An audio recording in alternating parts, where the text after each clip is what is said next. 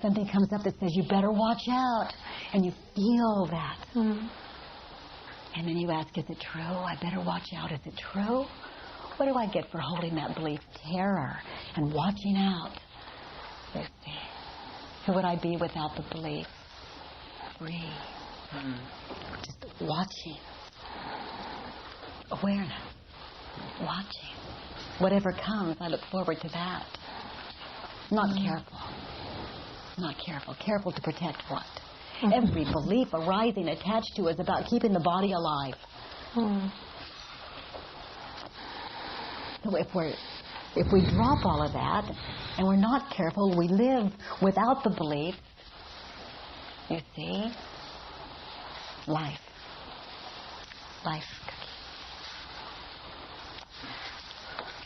Life. Life itself. Yes? Yes, honey. Let's do it. Let's do the work. Would you like to come up here? Thank you, my friend. No mistake. Keep your no mistake.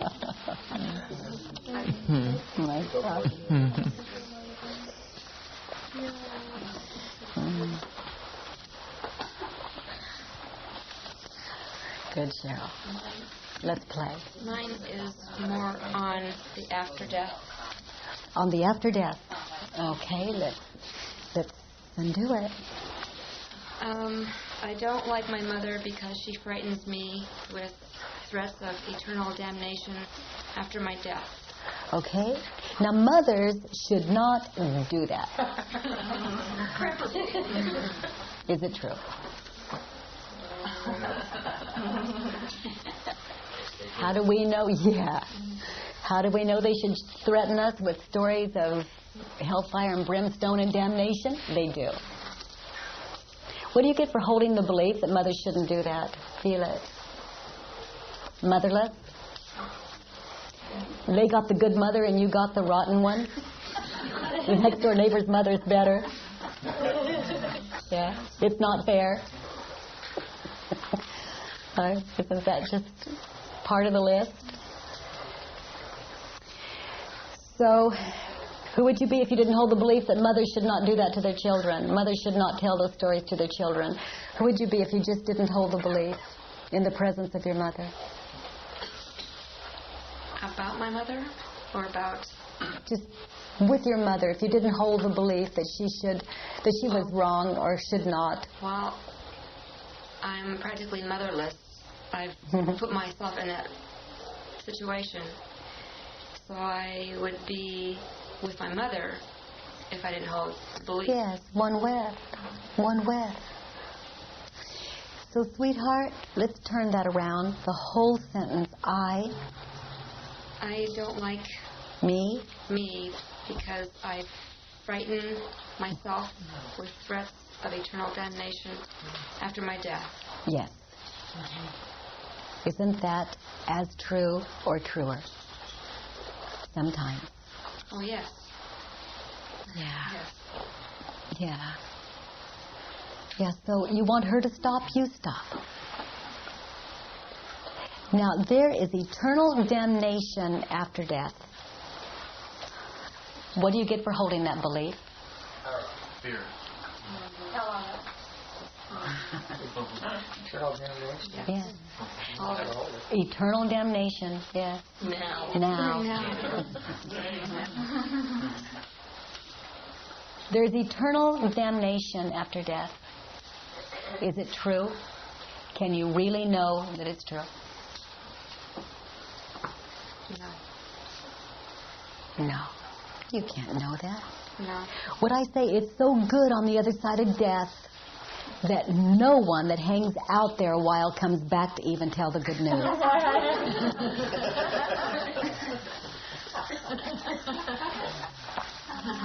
They just don't bother because they know you know. They know that if you just go inside and ask, is it really true? Can you know that? That you have to smile with it. But its purpose, the purpose of holding on to that belief, that's what you want to look at.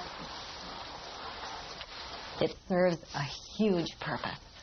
You get to stay scared. You get to keep validating, being validated about it.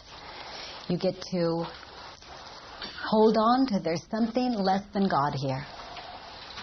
That there's good and evil. You get to hold on to duality. Duality in life and death, too. So, sweetheart, let's look at the next one. I don't like my mother because she says I'll burn in hell for eternity unless I find the Lord. Okay. Now, you're going to burn in hell in eternity if you don't find the Lord. Can you really know that that's true? No. No. And from what we're learning here and starting to experience, that if I don't find the truth, it is a burning. And it feels like hell. So what we can see is your mother was right, only it's not later, it's now. We don't even have to wait, this is it. Right. So she was right, her timing was off.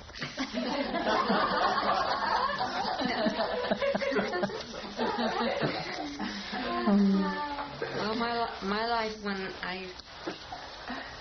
when she talks to me or I get a letter or when something comes up, I feel it is hell.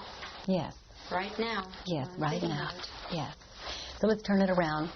I don't like me because I say I'll burn in hell for eternity unless I find the Lord. Yes. Okay. It was you again. In my mind, yes. Yeah, you want her to stop, you do it.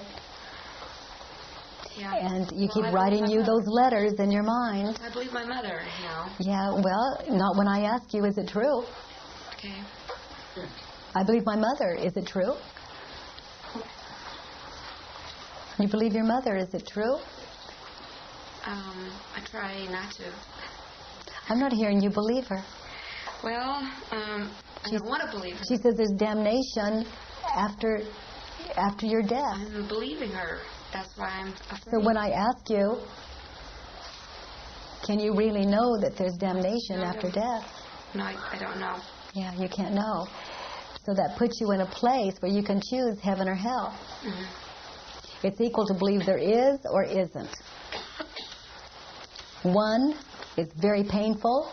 The other is freeing. Which part of that experience is like your nature? It's always going to be the truth.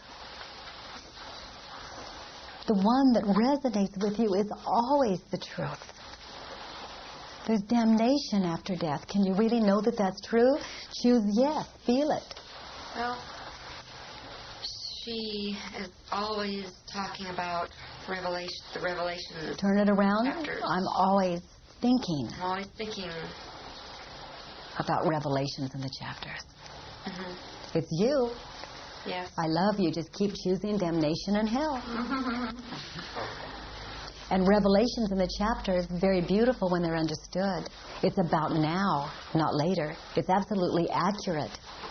You could take this workshop and call it Revelations. Now. This is not about later. Revelations weren't written about later. So the interpretation of Revelations is where we hurt. We believe in time. You can't know any of it. You can only know now. Oh, sweetheart, what feels like your nature when you're happy or when you're in terror? Which one is comfortable? Happy, of course. Yeah. So there must be something off about the other. It's, the thought of after death is affecting me now. Sweetheart, am I acting correctly? Am I? Yes, I should be doing what my mother says. And when you do what your mother says, how does that feel? And is it even possible? My idea of how I should be on earth is not the extreme that she is. I believe in being good and not a bad person. I don't feel that I need to go way over to the extreme that she's at. She's Sweetheart, so far, when you reverse it, you're the extreme.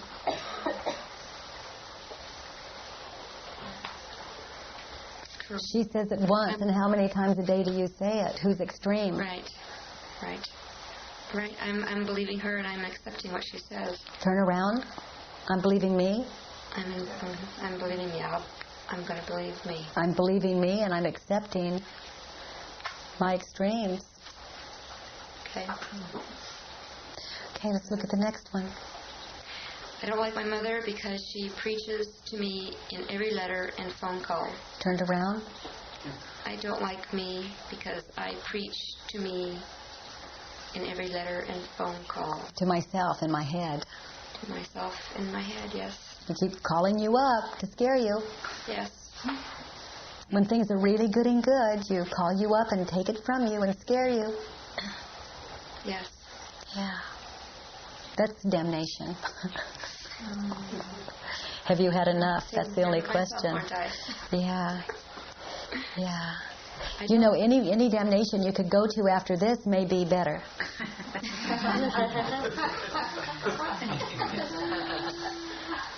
Step up. Yeah. Turn that one again, lady. Okay, director. You could put your mother in there.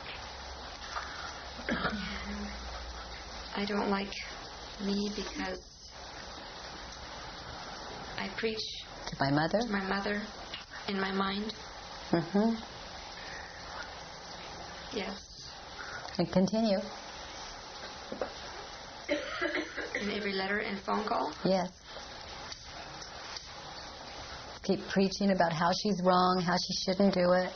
Okay. Okay. Arguing with reality. And who's holding on to the phone? Let's look at the next one. I don't like the daily news because it scares me about the end of the world. Can you hear back there? Yeah? I don't like the daily news because it scares me about the end of the world. Okay. So, turned around. I don't like my mind. I don't like my mind because I'm scaring me about my thoughts of the end of the world. No, just straight reversal.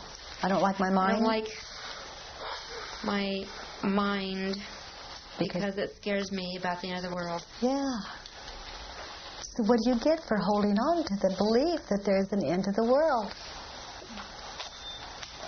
More suffering, more pain. Yeah, it feels like the end of the world all the time. Yes. If the end of the world came, it would probably be a lot easier than what you're scaring yourself about the end of the world. Probably be a relief.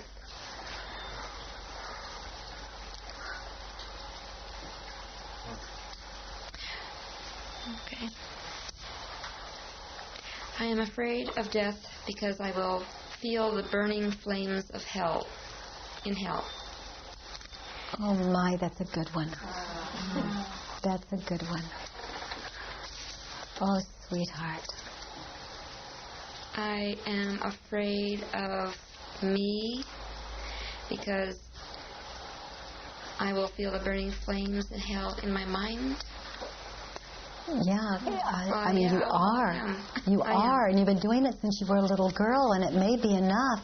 How many years? Few. You've been in the flaming fires of hell for how many years? A lot. A lot. I take me out of hell. That's my experience. I was there. There was no way out. I found the truth. I stepped out of the burning fires of hell. That's it. I am goodness and light and truth, and I found my way out of hell. I used to burn like that. Well, when I get a letter from my mother, I used to, when I see her writing on the envelope, I would just start crying just before I even looked at the letter. And when I get a phone call, just the sound of her voice, hello or whatever, I just automatically sink down in the hole. So now when she calls and she throws in about I'm going to be left on earth and, and all that, then just let her say what she has to say. Like you had a choice? And just let I mean, it it's go. not a lot of generosity there. I mean, a dog barks, a cat meows, and she talks about hellfire and damnation. Well, here's what happens. It's like if my mother said, oh, sweetheart, the world's coming to an end, and if you don't do certain things, you're going to burn in hell. After I do this work, what I can say to her is, Mother, I fully understand that, and I appreciate your concern. And I don't tell her the part about how I've been living in burning damnation in hell all my life and found a way out. I join her. That's what love does. It joins. I say, Mother, I understand.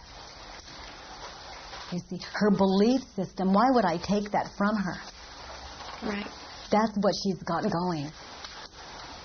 I mean, she may be there roasting, but I have a choice today. And if it's appealing enough, then she may ask me where I get my freedom. And either way, it's none of my business. Her freedom is her business. But until you live happily, you can't attract another way. The burning fires of hell are going to get the burning fires of hell. If I want someone to go talk to about that, I've got you. And now you may not have you anymore, and maybe I don't either to talk about those things. People would have to go to your mother to hear about them. Who would you be if you never had the belief again, ever again, that you were going to burn in hell, or even could? If you never had the belief again? Relieved. Yes. Relieved. Okay. Relieved. Now the purpose. Pressure's off. Yes. Now the purpose of holding the belief that they're burning fires in hell, what purpose does that serve? You get something from it. Say that again, I'm sorry. You get something for holding the belief that there are burning fires in hell. Are you all asking? Mm-hmm. You get something. Unhappiness, terror, guilt. You don't get to be free and many things at all. Victim. And when you victim. Actually, it keeps you from feeling the inevitability of death. Say again. It keeps you from feeling the inevitability of death. Yes. I don't understand that. It keeps you from what's going to happen. You're going to die. But if you stay wrapped up in the story, you don't have to look at that. Well, I don't so much mind the death. The death itself, or, I'm going to die. That's what's going to happen. But it's the after the death that bothers. Well, what I'm hearing over here, as long as you concentrate on what it is, you can't know what it's not.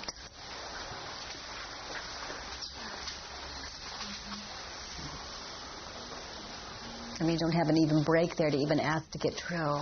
I love that you would bring this piece up because you are talking about so much of the world. Yeah. Now, this is an old childhood toy that it's time to put aside if you've had enough burning in hell. Yes. Yeah, a lot of us have. Let's look at the next one. I'll go on to number 2. Mother wants me to be religious. Okay, turned around. I want me to be religious. Yes, and you are. You are religious about Mother is wrong. There's burning fires in hell, and you hold it as strong as any Christian I've ever seen hang on to the burning fires in hell. Yes. Yes. And when I see so many, the word Christian, the ones that really appeal to me don't even have this theory. Mm-hmm. They found a sweetness within themselves. Yes. Yes. Right. Yeah. Mother wants to save my soul. I want to save my soul. Yes. Yes. And you just did. The truth sets you free. Truth is soul. Truth is spirit. Soul. That's where you join. There's no other way. No other escape from the burning fires of hell but to step into truth. That's soul.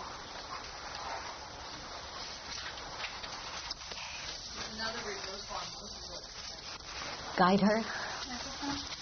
Mother wants to save my soul. You want to save Mother's soul. I want to save Mother's soul. Well, she's perfectly happy, I think. How do I know that?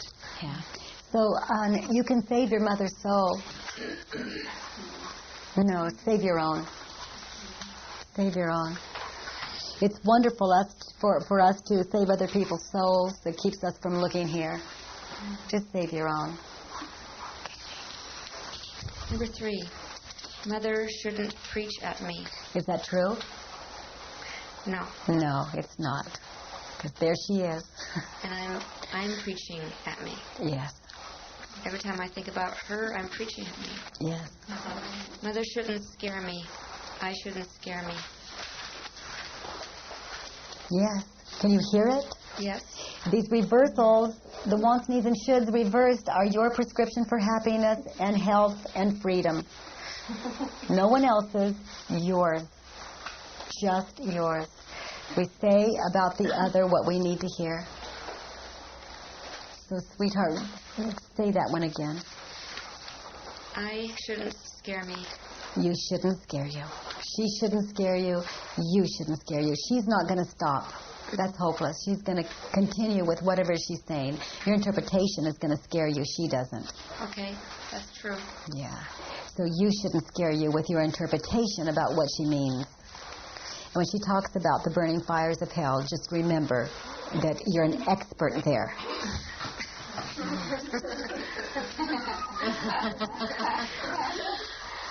And you can say, Mother, I understand. I wrote that down. Yeah, good. I didn't want to forget that. Yeah. For the next phone call. Yeah. Number 4 is Mother is righteous in her beliefs. Turned around? I am righteous in my beliefs. Yes. And turned around again? I am righteous about my beliefs about her. Yeah, or we could say, I'm righteous in my mother's beliefs.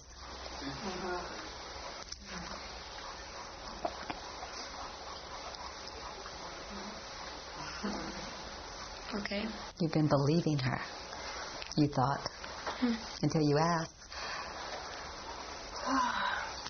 Mother is alienating me. I don't think so. Turn it around. I am alienating me Yes, from my mother. yes.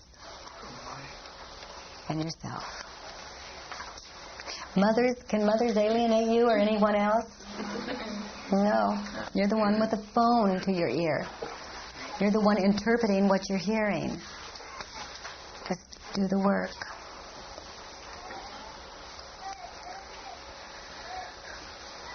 I need Mother to leave me alone. Hopeless. Right. Turn it around. I need me to leave me alone Yes. in my mind. Yes, I need my thinking to leave me alone unless I'm going to get honest about it. I need Mother to communicate with me without telling me stories of the end of the world. Hopeless. She loves that part. And it's bringing you home just fine. So let's turn it around.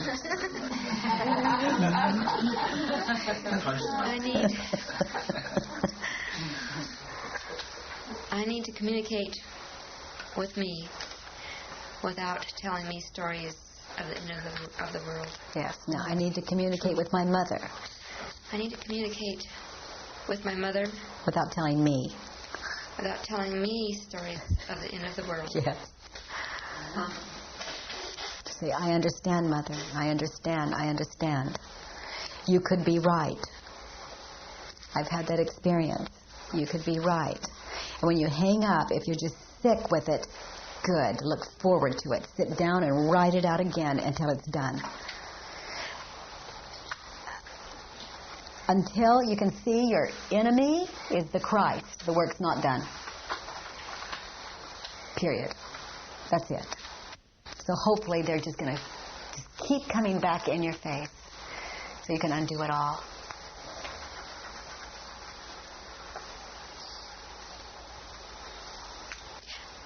I won't ever accept my mother's preaching. I'm willing to. I'm willing to accept my mother's preaching. Because you'll probably do it again. It's going to hurt. You're going to notice it's getting a little warm, like the fires of hell, like a marshmallow. And it will put you back into the work where you can get free and clear and save your soul in the moment. So I look forward to accepting my mother's preaching. Yeah. Okay, feedback. Pretty interesting, huh? During Desert Storm in 1992, I was extremely fearful. I thought this was it that my mother was talking about. Yeah. World wars all over the world. Yes. And all the fires going on with the oil. And so, this is the end of the world. Go back to that time. They're showing all the fires and all of it. Okay, this is the end of the world. Can you really know that? No, I can't. And what did you get for holding the belief? More fright. Yes. And who would you be without the belief? Watching the fires on television, the whole thing. Who would you be without the belief? Just watching the news, watching the war. Yes. With no attachment to it. Yes. Yes. Good. Yes, honey. Let's pass it. Where is it? Yeah, pass it from here on back. Yeah, over here at Ellen. Jerry, over here. What here? I just wanted to say, for somebody who had a huge story, just seemed to really hear this well. Seemed to really take it in. Working when Katie works with us, she seems to bring out. Like, I could sit here and read this by myself and not really get a lot. But when she starts putting her input to it, makes it easier to understand. It was really nice to watch you go from there to there. Yeah, because ultimately you're the one doing it, and it's wonderful that we come together as friends. And because I endured, because I didn't have a choice, the burning fires of hell. Yeah, and only the truth set me free. I just, while I'm at the mic, I just wanted to say this is a big, it was a nice piece because I didn't realize how much I have in my subconscious, but it just clicked on me that every time somebody says something like that, you're going to burn in hell. And even if it's a casual comment, I'm just listening to other people do their trip to each other. It grabs me, and it's always grabbed me. So it must be a big part of our collective unconscious, this big guilt thing. We're responsible for the end of the world, and we're all going to be... We're all going to suffer. We're going to die. There's the world at all. There's a world at all. Can you really know that? Yeah, I don't live in a world. But it must be a huge fear because it seems to have a lot of... Yeah, it's a good one. Yeah. It's a wonderful old myth. And it says that God is everything, but not this after death thing.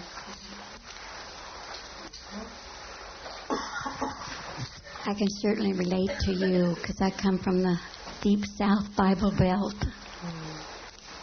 And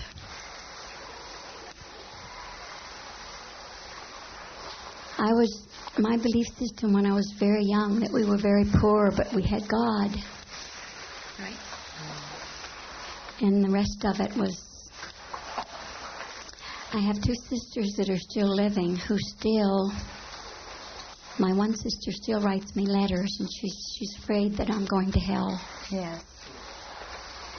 I write her back. I call her. I never mention anything, and if she brings it up, I just let her rattle it off. Yes. And I tell her I love her anyway. But I spent a couple of months with my sister, that's 4 years older than I am, who lives in San Diego this past summer. Oh, I went through a lot of stuff, but a lot of fun. I worked with just letting her be and letting her have her belief, and she's always watching her radio programs of this type of thing. Right. Yeah, someone's got to hold up the myth. And it's a rough job, but somebody's got to do it. But I think I'll hold it up in me. I think I'll tune to that channel. so before I left, and now and then we talk on the phone, she's so envious of me and my way of life and my joy and my peace. And she can't figure it out. Yeah. She's just totally in a mystery of how in the world I do it. Yeah. And I can't explain it to her. She just has to get it a little by osmosis, because I'm so happy around her, and she sees my life flowing, and she wants to know my recipe, but she hasn't really asked, so therefore I can't give it to her. Yeah. But it's a very big fear that they have in the South. That was When very deep in people me. like this work, if we think someone needs the work, we need to reverse it. I need the work when I think you need the work. And when someone says, I'm not doing okay here, even a stranger, if you can say, I can help you with that. And then if they're serious about undoing it, you just sit down and you just give them 4 questions and reverse it. Or you give them the Center for the Works address. We'll mail that little book out. It's where the donations. That little book is always free. We send it all over the world. We had a woman call us the other day that just found it in one of the eastern states. Just found it somewhere. She said, this is amazing. I have a corporation of only over 2,000 people. What is this? And then we had the stories just go on and on and on. But that is one way, and it's sweet to have the little books just to hand to people, and if they ask. Thank you, Carolyn. Anyone over here? Hellfire and damnation thing. I don't relate at all to hellfire and damnation, but what it brought up for me was kind of an interesting thought.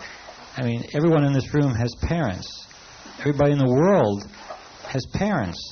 And everybody's parents pass on their beliefs, which have to be absolutely correct and true, to their children. Now, do we take the scale of justice in which group is more numerous to what the truth is? Is it by a popularity vote? And what I got clear with some things with me, thank you, is that things that my parents gave to me, like I should be responsible for my adult children's happiness and success and finances. And hopeless. Oh, I've been doing this. I mean, I just mailed a $1 million life insurance policy yesterday to my children. I said, here in case I'm driving tomorrow, here it is. It's paid. Pay the check. It's done. It's like, whose parents are right? I mean, and we all get these stories that, and they fathered us and mothered us, sperm and an egg, and that makes them, our invincible gods or our teachers. Like, we have to know everything that they say is correct and not correct. I mean, I don't think so, and I think I started looking at. My parents are responsible for my belief systems and my problems. Is it true? No. I am. I am. And knowing that gives us what we always wanted, absolute control. And with this technology of going inside, it's over.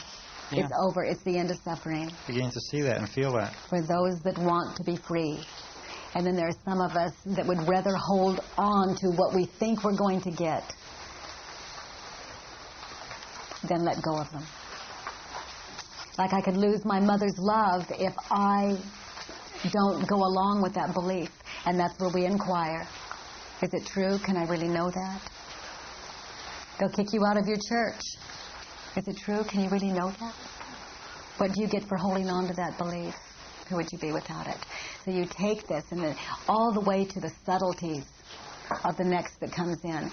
Eventually you come to know that there's no belief that's true, and you just stop bothering. You just notice one day nothing Velcros. Nothing Velcros. that you can't, that there's not one that can arise that wouldn't be anything but the beloved arising. God arising. Like the clouds pass and the rain falls. The poet speaks. It arises. There is only good. There is only love. And any time you see an exception to that, you hurt. You have just left your nature. That's how you can know that you're good. Simple. So simple. Yes, honey, let's pass it back there.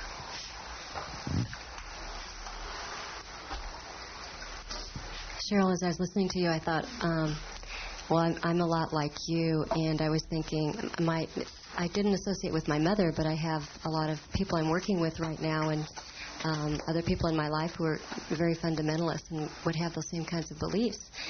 So I was thinking, I'm glad I'm not one of them, that I don't have those beliefs about hellfire and damnation and all that. So when you reversed it, it was really great for me to see that. And I looked, my writing was a lot on death, a little bit different slant. But the one thing I had here was I want death to come only at a time when I'm feeling complete with life. And well, that's a good old belief.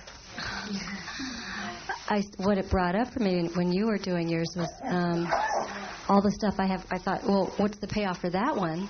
Well, it's all this stuff I have about, well, if I'm not complete at that, and I mean, a few of you in here will know this term of this cycle of birth and death, that whole conversation, was that I really still have that in there, you know, that if I don't live my life a certain way, that when death comes, if I am not in a certain place, then I'm going to come back, and that's the hell.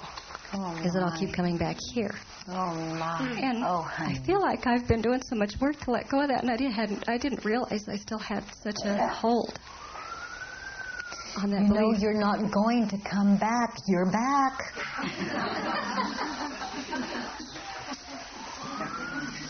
You're back. You're back. You're never going to go. So I'm maybe starting to see you're never really going to go. That's the time to come back. Yeah.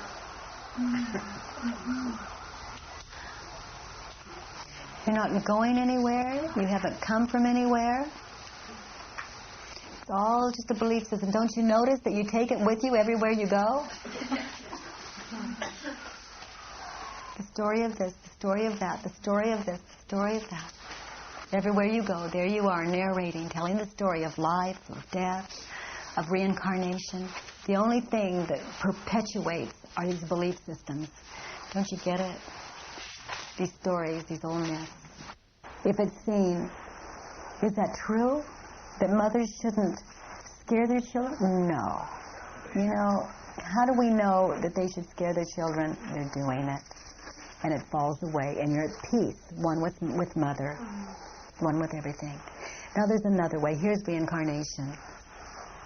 See, there's no time and space in that one. There was just a moment, a lifetime. The lifetime of a belief, that's all.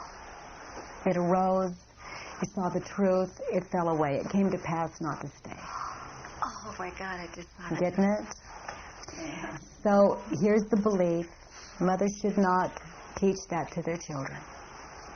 So that, because you didn't inquire, then it gets married to. Mothers are unkind that do that. Okay, that's an example. So you just add fusion like a marriage. Okay? And that comes in to the next one that says, how could she do that? So now you have a baby.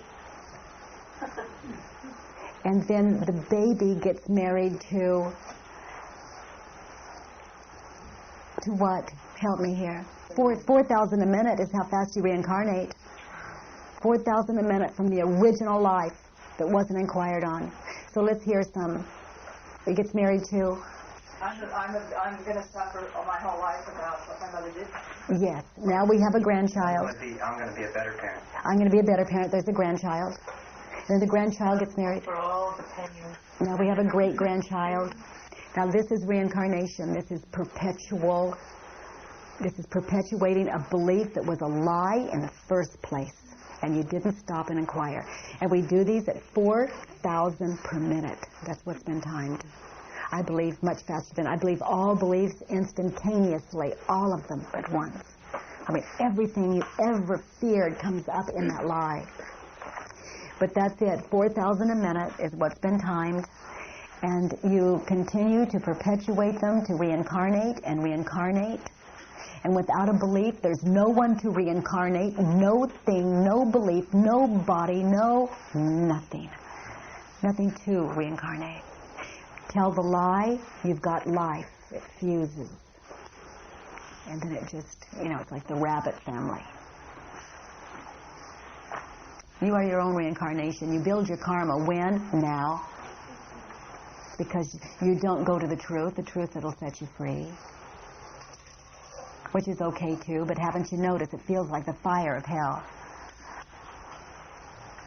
I heard you say that before, and I never got it like I got this because I just got something, and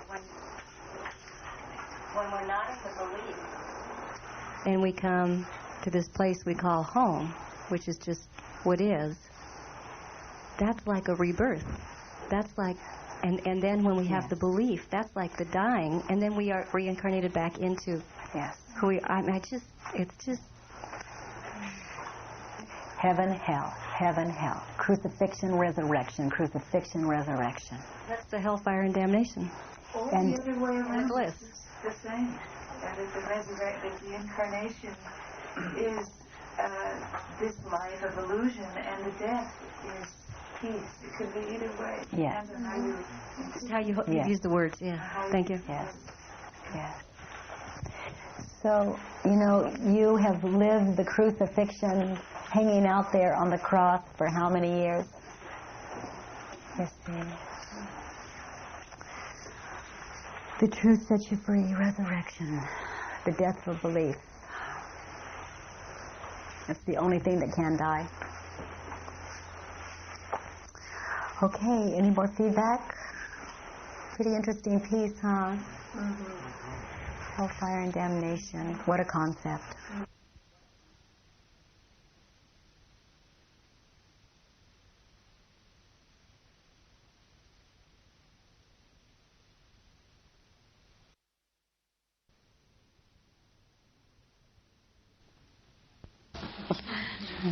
For me, it goes back to the book of Genesis, where Adam and Eve were cast from the garden, or cast themselves from the garden, when they ate of the tree of knowledge of good and evil. Yeah.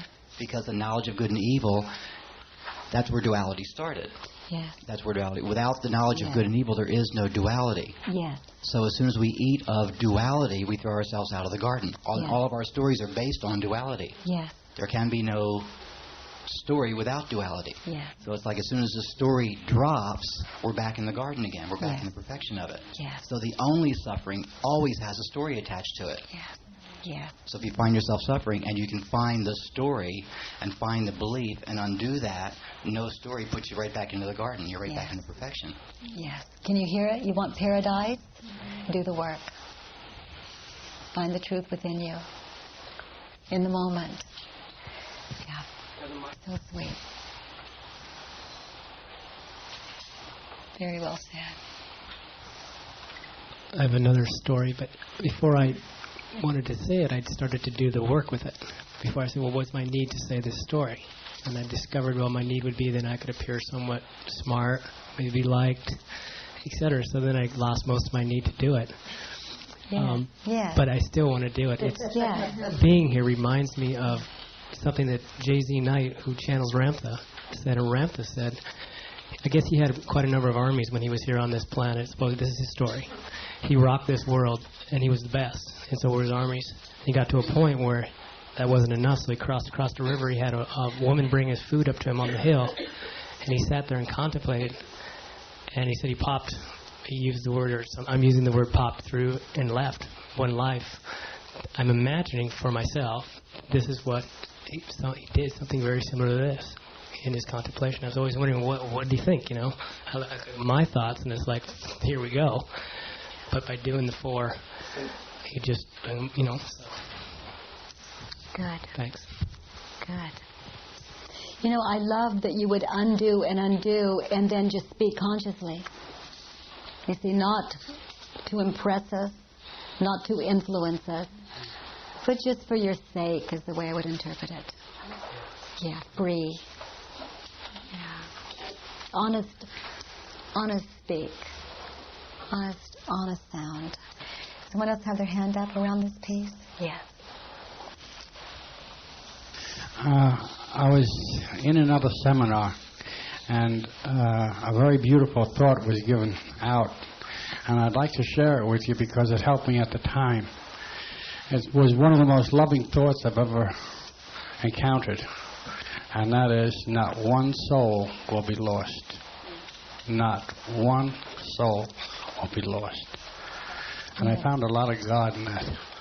When I get down in a jam, I remember that. So, if hellfire bothers you, it's a thought I could share with you. Thank you. Yes. Yes, there's no soul that's lost. There's only one soul. And we all know what you say is so. It assumes there's something lost in the first place. And we all know better. And what we are hearing, this duality thing, there's either the lie or truth, heaven or hell, lost, found. Separate soul, one soul. I was listening, obviously, to different stories today, and Edgar loaned me some of the tapes. I listened to some of the tapes, and it's really staggering to me because we all have our shit. But I didn't relate to her story. I didn't relate to most of the other stories out there, but everyone held their story so strongly, like, they were so real to them. And I had my story that was real to me that most people wouldn't relate to either. So why should it be real? It's just something I've created. I've created it. I have to own it. And I created my own suffering for some reason to have the suffering. And it doesn't make any sense to keep the suffering. That's its only purpose. Yeah, is to prove there's something less than God. But it's so different than everybody else's. And if why don't they have the same story I have? Because we don't. Because we don't. And therefore, why is mine so special? It's not. I owned it, but I can give it up. It's not. Yeah. It's just your false idol. Yeah. Was. Just the one that you used to worship. Yeah. We like this one. This one works. We like that one. That one works. Well, this one, that's a good one. That works. And yours? Yeah, it's been good up to now. Yeah. So who would you be without your story? I'd be happy. Okay, who wants to do this wonderful work? Who has not experienced the work that would like to do that? Yes. Okay. Thank you, sweetheart.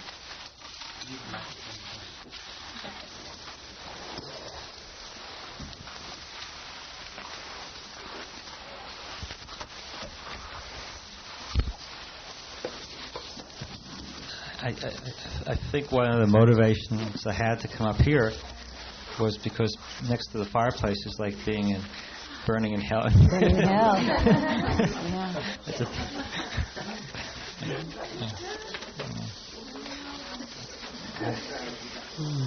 Had 4 things that I had written down. Good. The first one I wrote is that I am angry at God and my parents for my bad posture. Okay. Now your posture is supposed to be different. Well, is it true? Most people have very straight postures. It's a wonderful story. And is it true your posture should look like ours or be different? Well, it is what it is. That's true. So how do we know your posture is supposed to look like this?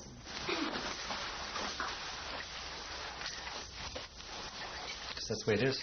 Yeah, the way it is. Oh, my. I love when you do that. I love when you join reality.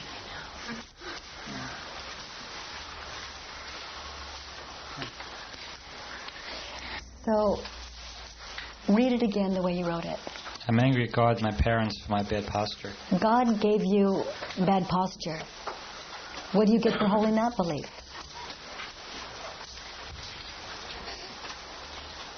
Anger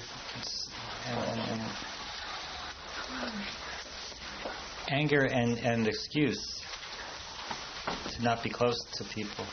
Yes. Yeah, because you think we're thinking what you're thinking.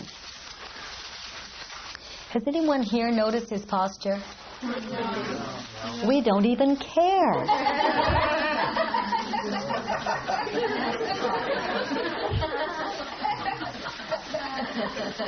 So that story has really been one to keep you busy about what you think we're thinking, so you don't have to get close to us. Be one with us. It was a good excuse. Yeah.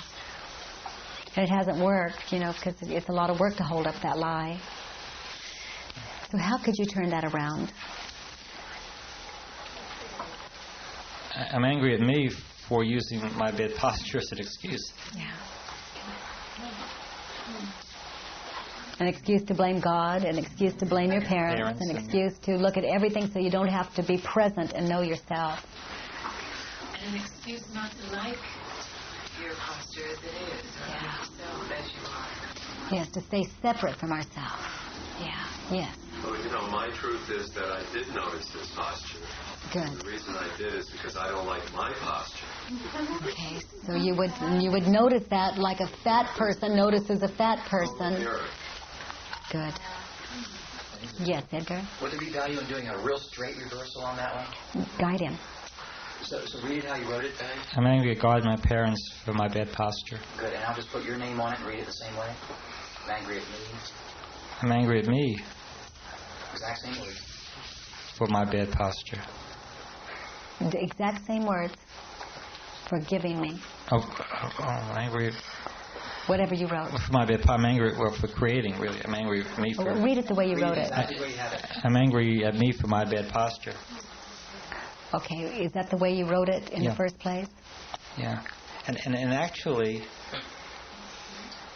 there's two parts to that. One is the creation of bad posture, and one is the upset about the bad posture. You created your bad posture. Is that true? Could you really know that? No, I didn't. Oh, what do you get for holding that belief? The same exact thing. Just upset. Yeah. To be angry at God, to be angry at parents, to be angry at you, what's the difference? Yeah. You see, it just all hurts the same. So Edgar, say more. It was like the bones are stacked this way. Okay. Edgar's a chiropractor. Yeah, this is my brother-in-law. You knew that. Edgar. Okay. So my bones are stacked this way. Okay. Straight. Your bones are stacked this way. Okay. So whose conversation is it that you have bad posture? That's mine. That's the whole point. Okay. You have a spine that's curved, and you're the one that's calling it bad. I've adjusted your back. That back serves you perfectly. There is no nerve interference in that back at all. Lift weights, ski. Right. So except for your story, is your posture fine? Yeah. Yeah. Who would you be without your story? Perfect posture.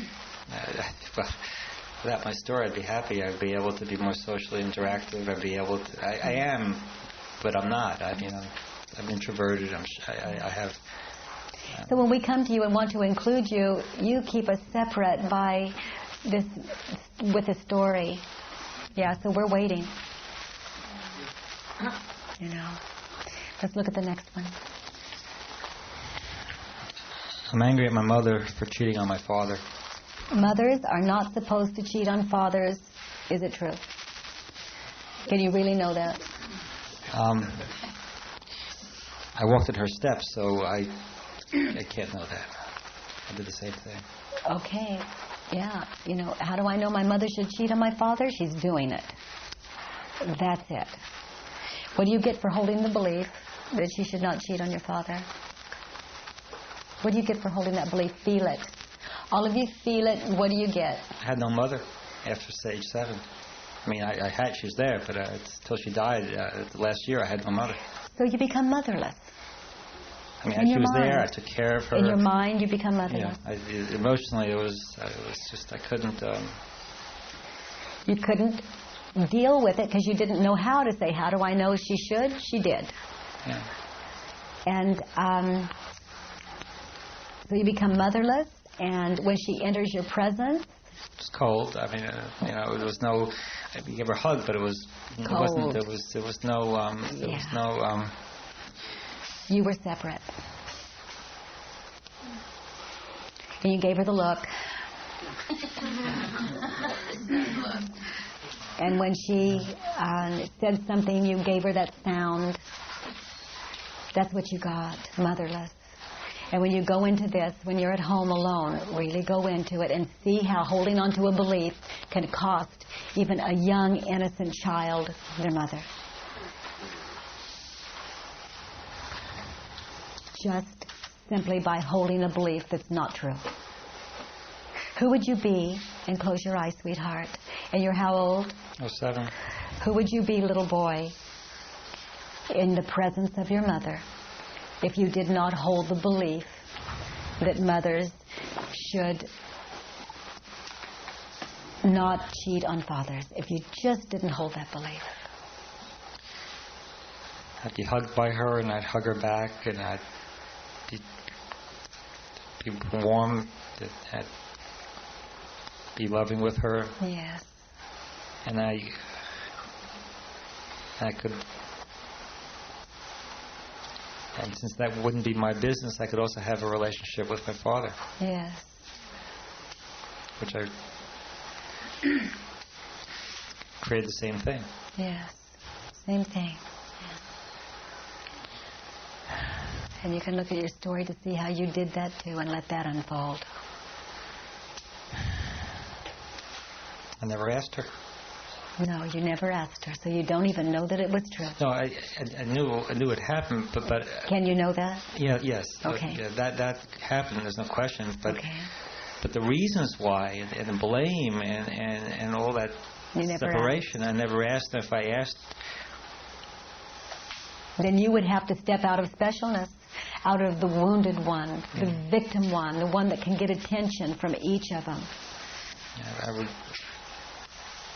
If I would have asked, I would have learned something about life and could have forgiven and could have had 2 parents.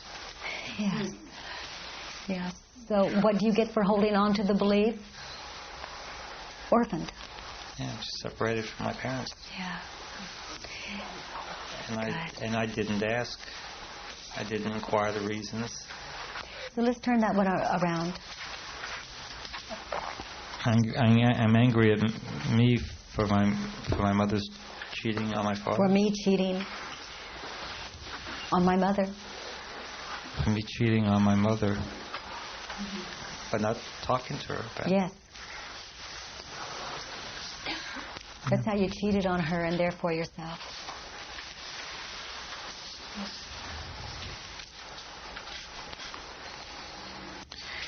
And like you say, one lie, one belief perpetuates child, grandchild. I did the same thing to my wife. Yes, you would have to. I did, and my son and my daughter didn't speak to me for years. Now they have, but for years. Yes. Yes.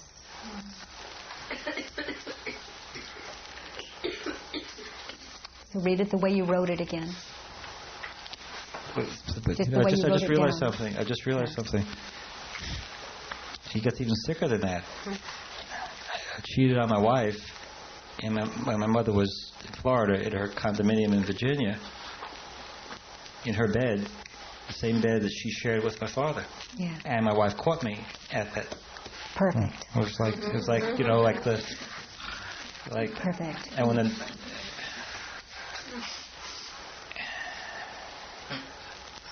It's all your story. It's all my story. I created it. Yeah. I created the whole. Yeah, from 7 years old, and then you recreate it, and it ends here.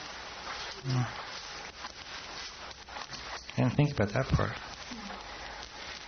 So read it the way you wrote it originally. I'm angry at my mother for cheating on my father. Now, I'm angry at me. I'm angry at me for cheating on me. On my, yes. On me. And again, angry at me. I'm angry at me for cheating on my father. For cheating on my father. Yes, by not asking, inquiring. I'm angry at me for cheating on my wife. And each time, yes, it was you were cheating on. It was you. Wonderful you. Just not knowing how to stop. We're so totally innocent. We're just innocent. We would stop if we could. We don't know how. A 7-year-old doesn't know how, and we're still 7. And it was like a game. I wasn't present. It was like for some people who take drugs. I wasn't. It was like you were keeping your story alive at whatever cost. Yeah. Validating it. Validating it. Let's look at the next one. I'm angry at God for aging my body. Turned around. I'm angry at me for aging my body. Actually, I'm really angry at my mind because I'm really angry at my mind. I'm getting clear today. I'm angry at my mind for the belief that my body is aging. I mean, at all, young or old. Yeah. I'm angry at me for aging my body in my mind. In my mind. My goodness. If you want to see who you're not, look in the mirror. You look in the mirror and then you tell the story about what that is, and you're old. Look who the storyteller is it. I mean, you'll do anything to keep your story alive. Welcome to old age. I realized just the other day, I mean, when I actually looked in the mirror and I thought I looked good. And I did some videotaping and I looked at playback of the videotape and I said, oh my God, was that really me? I was upset in a way when I looked back at it. And, so your story about what you see in the video and your story about what we're going to see in the video is how you age it. Yeah.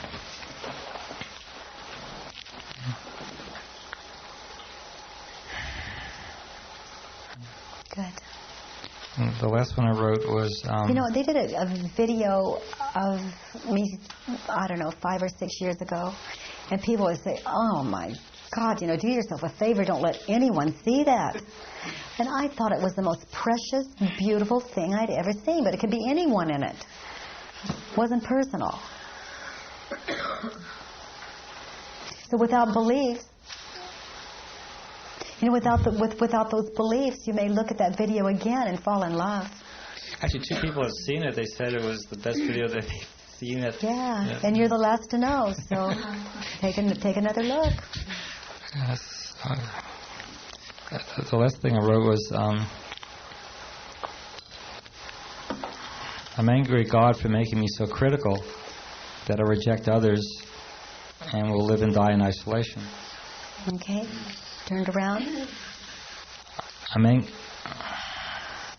angry at me for making me so critical that I reject others and that I'll live and die in isolation. Yes. I've got. You started at 7. You're really good about that. Yeah, I got. This one's too fat. This one's too tall.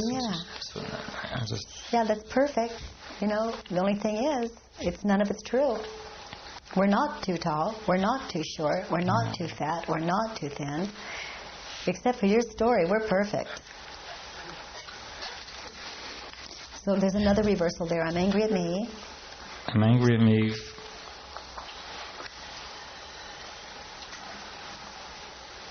for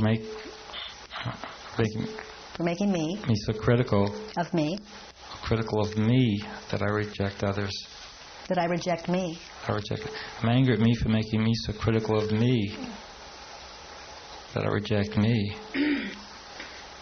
And will live and die in isolation. Yes. Reject me.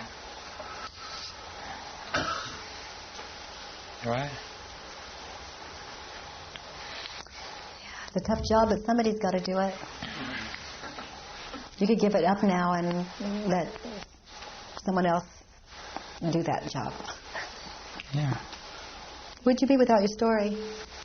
Who'd you be without the story of we're too fat and we're too thin and your back is this and your posture and that one's too tall and that one's too short and that one's too old and you're too... Who would you be without your story?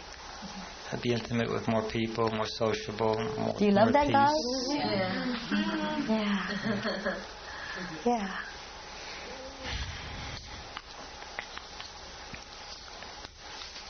Yeah. So let's look at the twosies. Let's look at number 2. That was... Oh, I want a straight back. Okay, what for?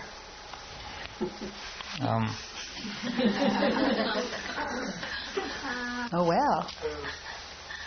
So much for that. Works fine as it is. I wanted to end my judgments on faithfulness.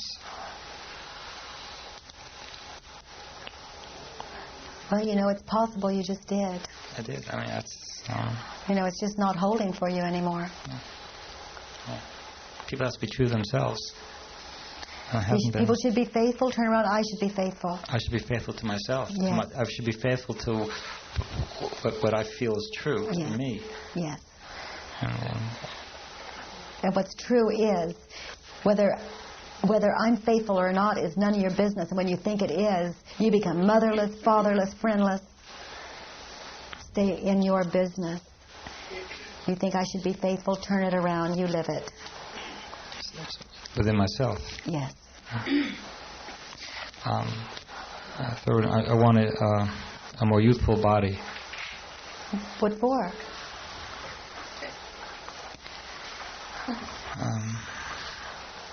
What's a more youthful body going to get you? You want something. You don't want a youthful body. You want a youthful body because you want something. What is it? All of you go inside. What is it you want? A youthful companion. A youthful companion. Yeah. What for? For the rush, for the... And you want the rush, what for? To feel good. Okay, so you can drop all of that and just feel good.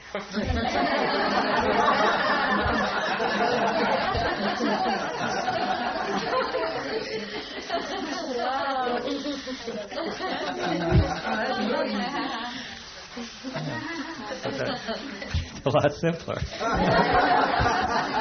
This is what's meant by instantaneous manifestation. You want it all, you get it from here. I can give myself peace and joy. Look at the truth. And the last one I wrote was I wanted an intimate, joyous, and loving relationship with an attractive woman who feels the same way about me. Turn it around. I want an intimate, joyous, and loving relationship with myself. With myself.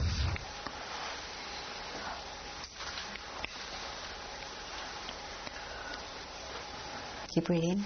Who feels the same way about me. Yeah. So I can feel the same way about me that I think I would about her. You just found your ultimate companion was you. Mm-hmm. Yeah, actually it was all the time. I never knew that. I never accepted. I never always looked for it out there. Yeah. Business, and relationships, and everything. I always looked for it out there. Well, it's wonderful you've noticed that it never worked. No, I never did. Yeah. Look at the next one. That's why I didn't do that part. Good. Feedback. Okay.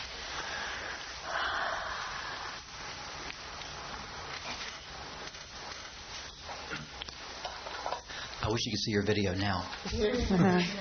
I'm going to take a look at it. You just look different. It's amazing how fast the years fall off when the story falls off. This is what I'm seeing. Yeah. The years are a function of the story. And the other thing about the old body, forget it. There's a little kid. Roxanne's son is running around here somewhere. He must be 3 years old. His body's exactly the same age as yours. The cells replicate themselves every 7 to 11 months. I teach His body's the same age as yours. I teach this shit. I've written a book on that stuff. Right. So what's the part that's old? So what's the part that's old? On this stuff. Right. I never, So if the cells in your body are the same age as 3-year-old Chase out there, what's the part that's old? My story. And that's all that's old. I teach this stuff. I've written books on this stuff. Yes, you have.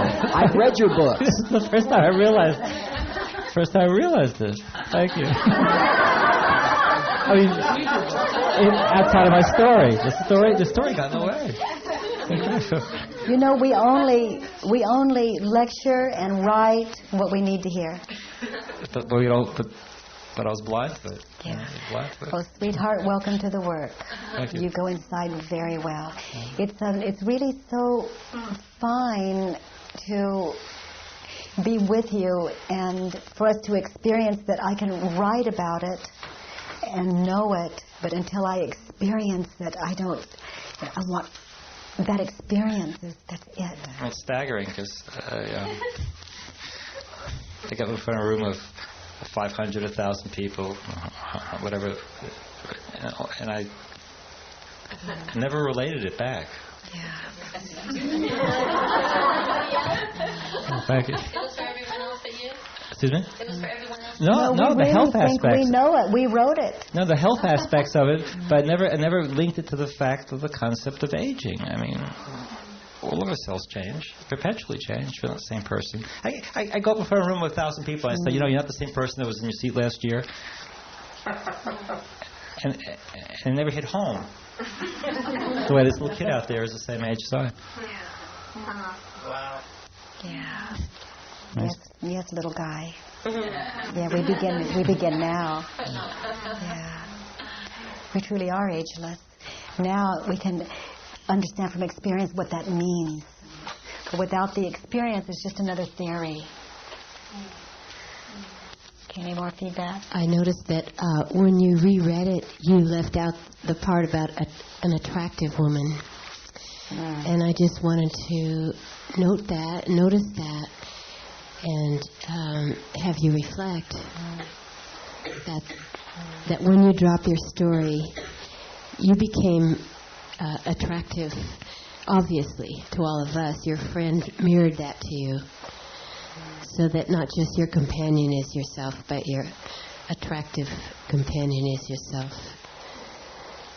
And there's a lot of other turnarounds about attractive as well. Thank you. Yeah. Okay, any other feedback?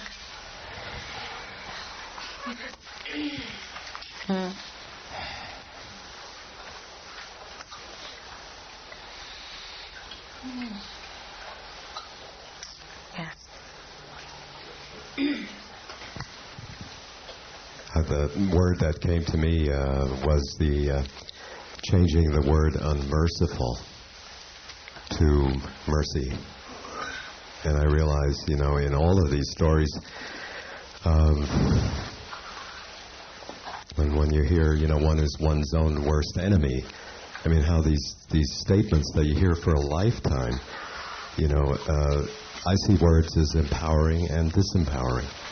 The same, and hearing a story like today for me, I mean, I saw and experienced the unmerciful in myself. Yes. And that's why I couldn't go on before. Yes. I had to stop. Yes. It was too painful. Yes. Yes, sweetheart. Yes. Yes. Everything I called you, I was. Everything I found unforgivable in you, it was me. Everything. Everything I find unacceptable in you is simply me. Everything. No exception. No exception. So far today, we haven't observed one exception to that.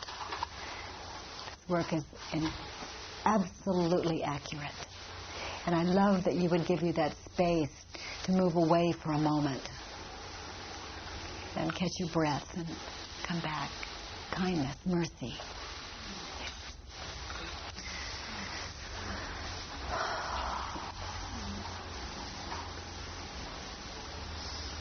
Yes.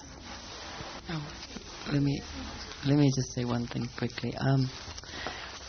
I wanted to thank you for doing this today, because one of the things that came out of it was you keep yourself from relating to other people by whatever the stories that you tell yourself.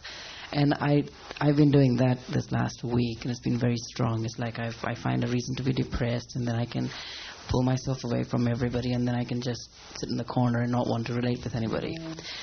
And I'm just beginning to let go of it. Just coming here, it's like there is it feels right to let go. It feels better to just be with people and be here than to... Because even when I walked in, I kind of just wanted to sit in the corner and didn't want to participate. You said hi and I didn't like, and I said hi and just walked away, kind of thing. And I don't know what all the beliefs are. You know, you've identified the 7-year-old belief or whatever.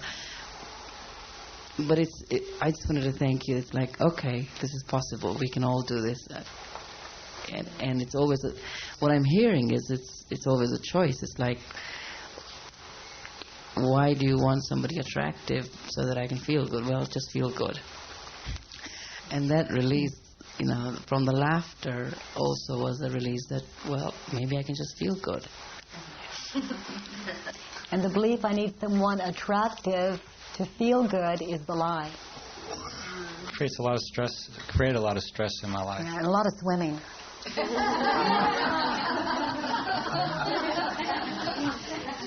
Now I could just enjoy the water. Yes, and the conscious swimming.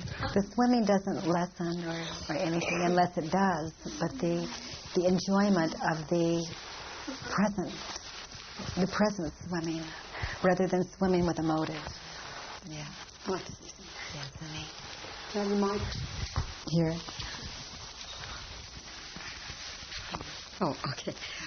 When I was 6 years old, something happened with me and my mom, and I decided that she wasn't my mom anymore, and it was 49 years ago. And during the work, it's like I saw the truth. It was my belief. And it's like now when I look back in my childhood, I see only the good things she did. And seeing you do the work, it's like a miracle happens with this work.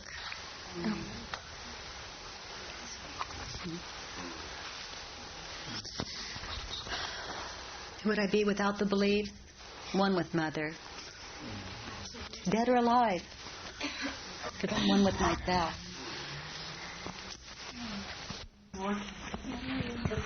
Okay, can you hear me now? Okay. I don't like death because it is totally unknown. I can't stand it. I have no control over it. My friend Anne, who has cancer, might be dying. She can't be my friend anymore if she dies. Yes. My parents are aging and dying on me. Yes. So much of me is dying every day, and I have no control over it. I don't understand it, and it scares the shit out of me. It's not something that's manageable. I just can't deal with it and want to run away. It's this thing that I don't understand, and I can't do anything about it. Yeah. Pretty well sums it up, huh? Yeah. Yeah. She does that very well. She's our mind.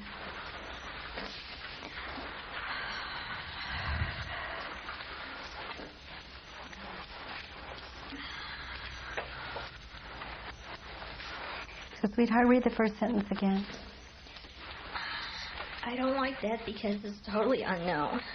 Put it in the microphone, sweetheart. I don't like death because it's totally unknown. Is that true? Not to you. You have all these concepts about it. You meaning it's not personal. We have all these concepts about death. We heard some of them yesterday. Do anything about it? Yes. That's the good news. But that's what scares me the most. And that's the good news. You're supposed to do something about it. Is it true? There's a lot of confusion in the world about that. We're supposed to do something about death. Is it true? What do you get for holding the belief that there's something to do about death? I know I can't do anything about death. That's why I hate it. So, Ruby, what do you get for holding the belief that you're supposed to be able to do something about death? Feel it. This is what you're experiencing. Hopelessness. Fear. I keep on thinking there's something that I can do. And read your last sentence again. I can't do anything about it. Right. And again, that's the good news. There's only one thing we can do about it. Step into reality. Step into reality. Anne is supposed to stay here with us. Can you really know that? No, I don't know. No. I don't know whether she's going to go or not. It's for your highest good and happiness that she stay alive and be our friend. Can you know that? For whose highest good? Yours. And the world. No. You can't know that. Yeah, and to think that she should stay is how you hurt you. It's like your plan, anytime you come in with your plan, it's going to hurt. What do you get for holding the belief that she should live? We're getting a picture of it from you now. Not even that I think she should live or I think my parents should live. It's just that I don't want them to die. I hear you. And they're dying.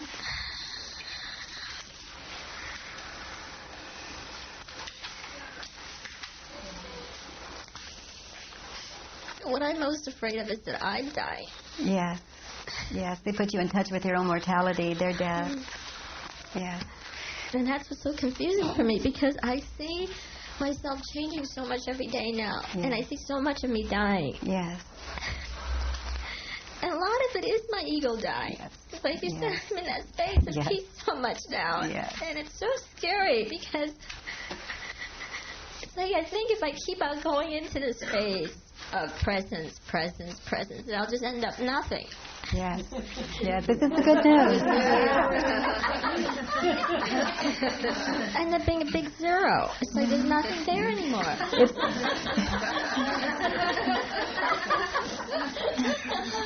It would be terrible to be a big zero. Can you really know that? All of you go in and ask. It would be terrible to be nothing. Can you really know that? It works from here perfectly.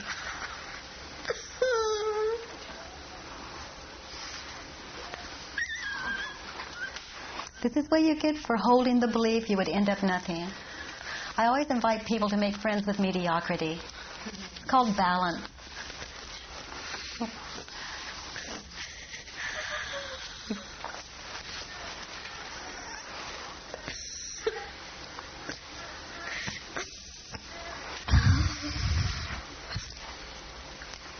Sweetheart, who would you be if you did not ever hold the belief, if it never appeared that there was such a thing as death at all?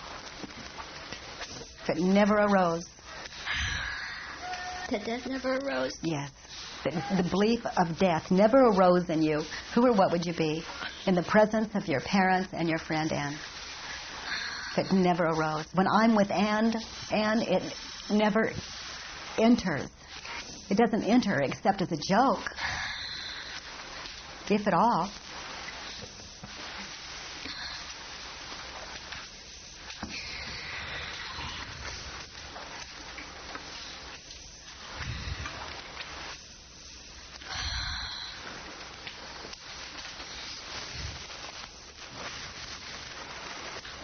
I'd be strong.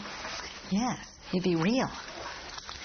You would be holy with Anne, holy with your parents. And then the belief of death comes in, which I hear on your last line. You can't do anything about it except go into the feeling of, we could say the effect of, what your beliefs around that are. And that's the Velcroing. My friend Anne has cancer, and she could die. And then it velcros to the next and the next and the next. You remember the monkey bars? Those of you who have seen me do the monkey bars? My friend Ann could die. It's like a child on the playground. And then the next one goes to, it's not fair. Oh, I don't have any control over it. She won't be here for me. I'm going to die too. And it goes on and on at 4,000 a minute. My friend Ann is going to die. Can I really know that? What do I get for holding the belief? I'm not with her now. I'm not one with her now. I'm not present with her now. That's what I get. She's going to die. Can I really know it? There's such a thing as death. Can I really know that? It's not my experience. You see, my husband goes down to the store. For all I know, he's dead. But I'm not playing that story. I'm playing the story about how he's going to bring the apple back to the house. You see, I like that story. I can walk on my legs when I stand up. You see, so I'm just playing a story that about how I'm going to get something. Good, it's an apple. So then I would play the stories about death. What do I get when I hold the belief that he's dead? Well, I get to look like these tears and this hopelessness. Story. So he's coming home with an apple. Can I really know that? Well, he said he was. And can I really know he's coming home with an apple? No.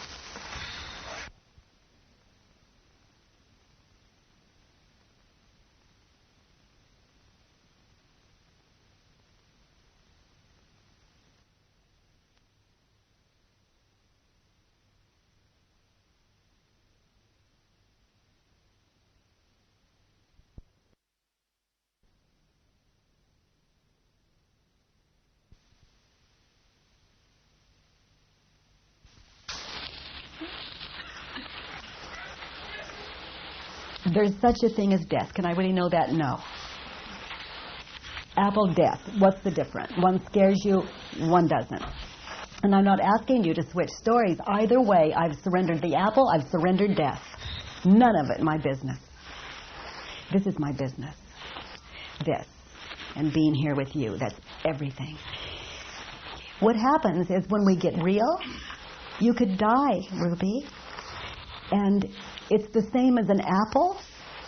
You're coming back with an apple, or you're not coming back. I love you. That's it. Without the projection, I'm with you. Always. That's friendship.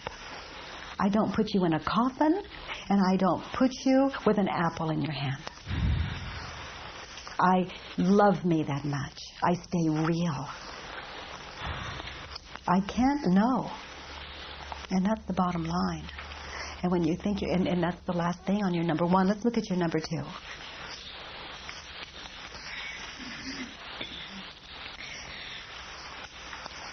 I don't want death to be controlling my life. I want it to go away and stop changing everything. I want it to stop scaring me and putting me in fear. I don't want it in my life anymore. Okay. So put the word beliefs on that. I want my beliefs. I don't want my beliefs to be controlling my life. Yes, death isn't controlling your life. Your beliefs are controlling your life. And it's going to continue to control your life until, and this isn't personal with Ruby, it's us, they're going to continue to control your life until you stop to inquire and get real. You are your freedom. You are your own salvation.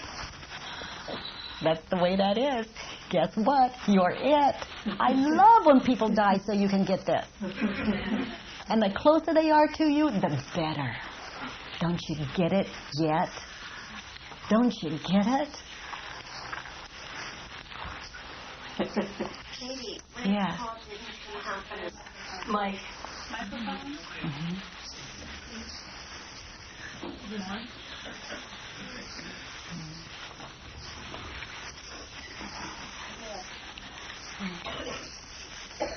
What if Paul didn't come home from the store? Would you, there's a void there maybe? I mean... Well, I can be real, or I can go into illusion land. And if I went into illusion land, I would bring me out of the illusion with my integrity. Oh my God, he's an hour late. Something terrible happened. Can I know that? That's an old myth. It's an old song. So can I really know something terrible's happened? No. And now I'm back in the present. Whose business is my husband? He is his business. His business.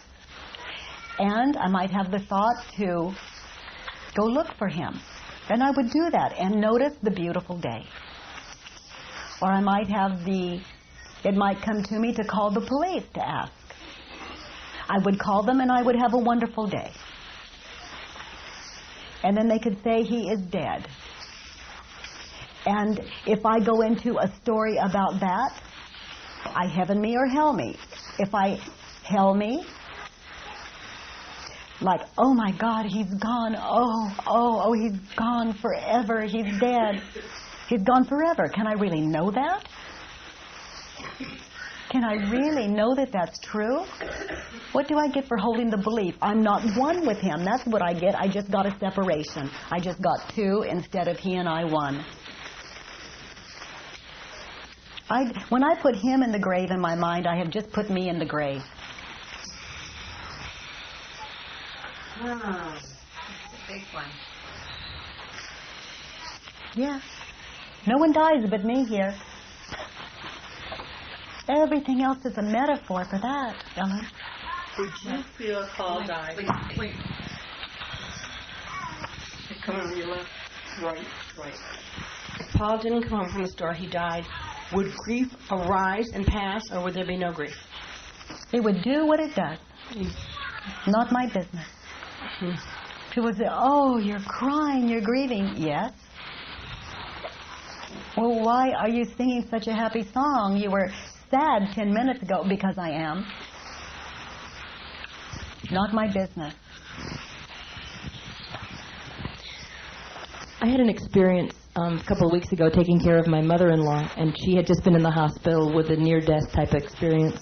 And I was doing fine undoing, and then one night she died in my mind while I was in the other room. I cried. I called my husband. I wept. I was afraid to go look at the body. As far as I was concerned, I had killed her in my mind. And I got to see myself killing her, having her die, experiencing everything that would go with the fact that she died under my watch.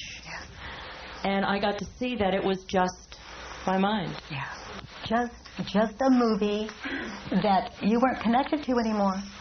But all the feelings, all the emotions, all the sorrow, all the fear, everything that came up around, she died in the other room and I was here.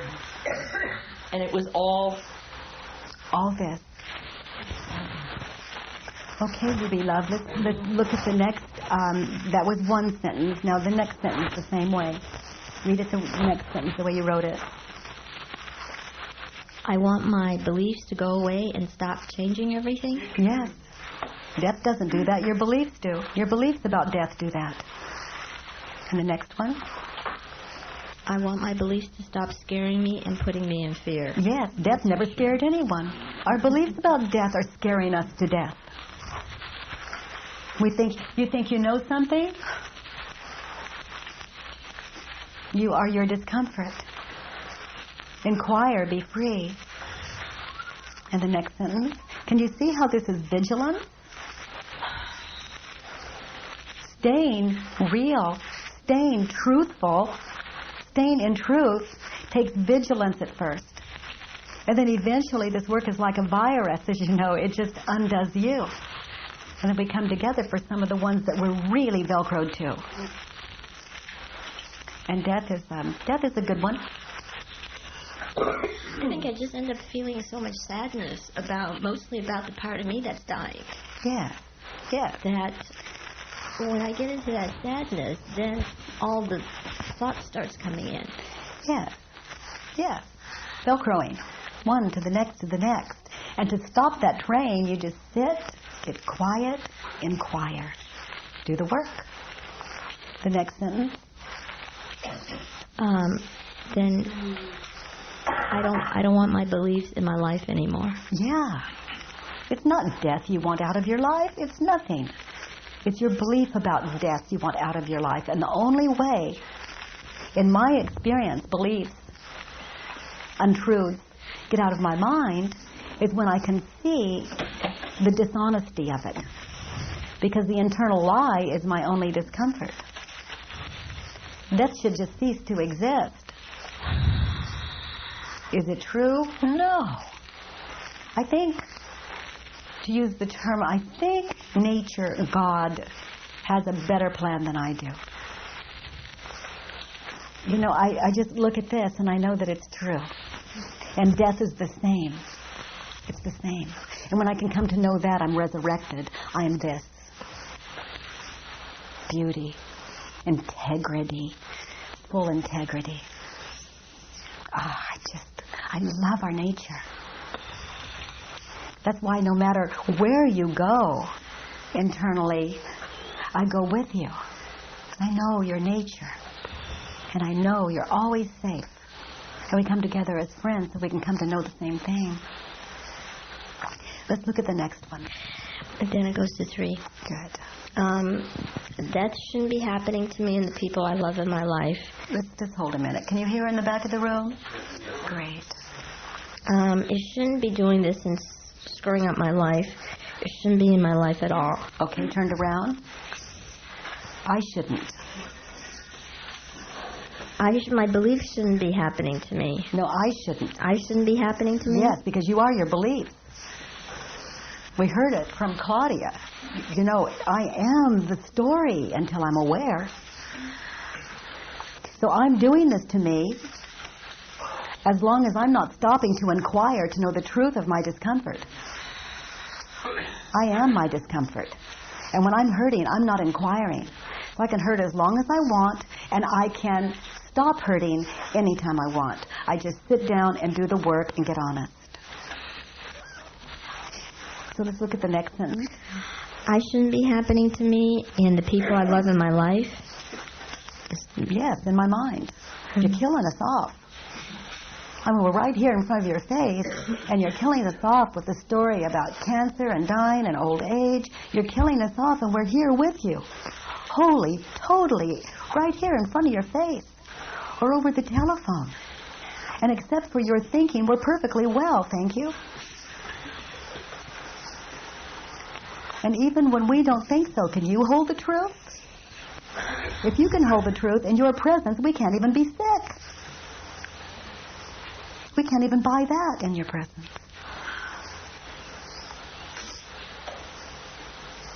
I mean, who could be sick in my presence? It's not a possibility. There's only compassion, joining.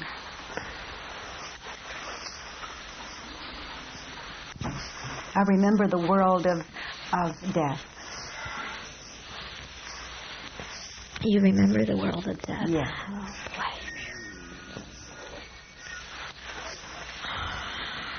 Let's look at the next one. I shouldn't be doing this and screwing up my life. How do we know you should be doing it? You're doing it.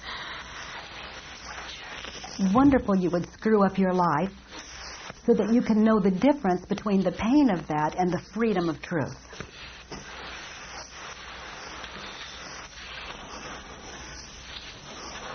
Because of the pain, you have a choice. And pain is nothing more than the experience of being in an illusion, being, we could say, in hell, not paradise,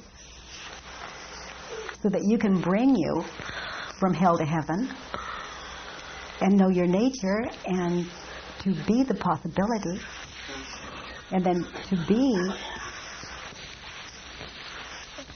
freedom its very self. You all want power. You've done everything for power and money and control. This is it. Internally, that's where it is. Truth, that's the power. Okay, sweetheart, the next one, the way you wrote it. I wrote, it shouldn't be in my life at all. Just reverse. Okay, I would say my dishonest thinking. Shouldn't be in my dishonest thinking. My beliefs shouldn't be in my life at all. Yes, without being inquired of. They're children coming up to play. They're misguided. Be compassionate. Be gentle. Join them. Sit down. My friend could die. And then, there's self-talk. Like, you feel it. What do you get for holding the belief that your friend could die? Be there with the belief that's arisen. With the child, the terrified child from the centuries that arises. My friend could die. Sweetheart, is it true? Can you really know that? What do you get for holding that belief? Who would you be without it? Free.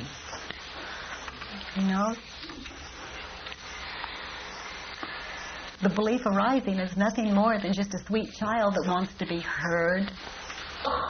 Just wants to be heard. There's only love. There are no beliefs that are an enemy. Haven't you noticed that you can't ward them off with war or by pretending they're not there, by reaching out for an outside source to crowd them out,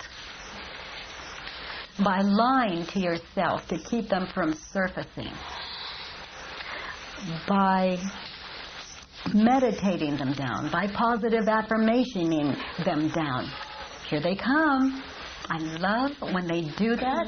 They're going to continue to do that. They have throughout all of the centuries. They arise in your care to be heard and understood finally. Is that love?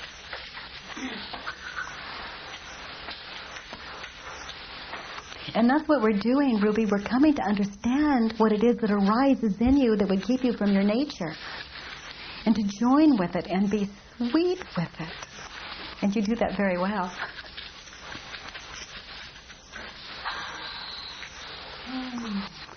Let's look at the next one.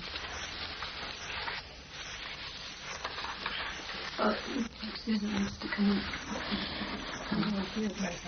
Death is a terrible thing. Good morning, honey. It ravages and has no mercy. Death fulfills no good purpose. Death changes everything. It hurts a lot of people and messes up their lives. Is that a good one? Yes. That's it. That's an old thing. We keep resurrecting it. Ruby tells me that, and I say, oh, yes, it's a terrible thing. Oh, it's a terrible thing. Because we don't know how else to join. And what we're doing is perpetrating that there's something less than love here, something less than goodness here. So, sweetheart, let's put my thinking, my untrue thinking. My untrue thinking is a terrible thing. It ravages and has no mercy. My untrue thinking fulfills no good purpose. My untrue thinking changes everything and hurts a lot of people and messes up my life. Yes. Isn't that truer? Death doesn't do that. Your beliefs about death do that. Death is just a gentle thing. You know, when a tree goes dormant, we don't grieve. We say, oh, it's winter.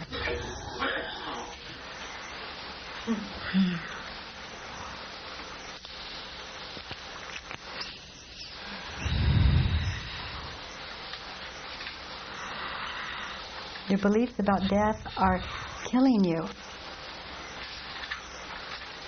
Inquire the truth about your beliefs about death in the way that we're doing it here. And your dying ceases. And the way your dying ceases is you just come to know it's none of your business. You just can't find an interest in it. That's how I say that I can't die and that I don't die, and it's not within me.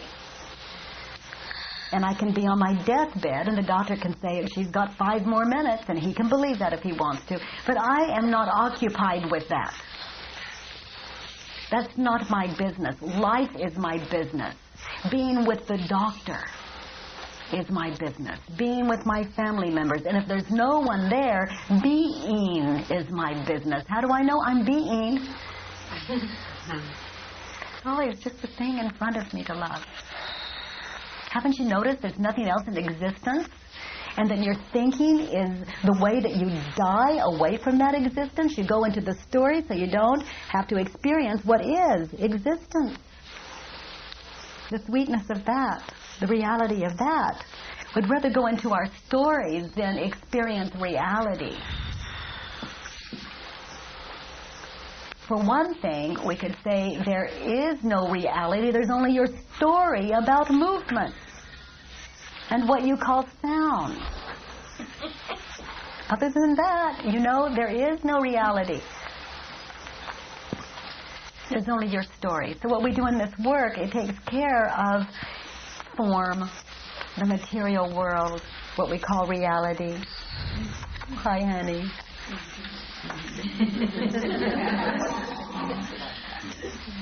Dougie. I love that.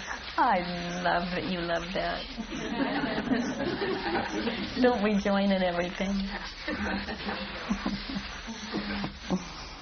Okay, sweetheart, let's look at the next.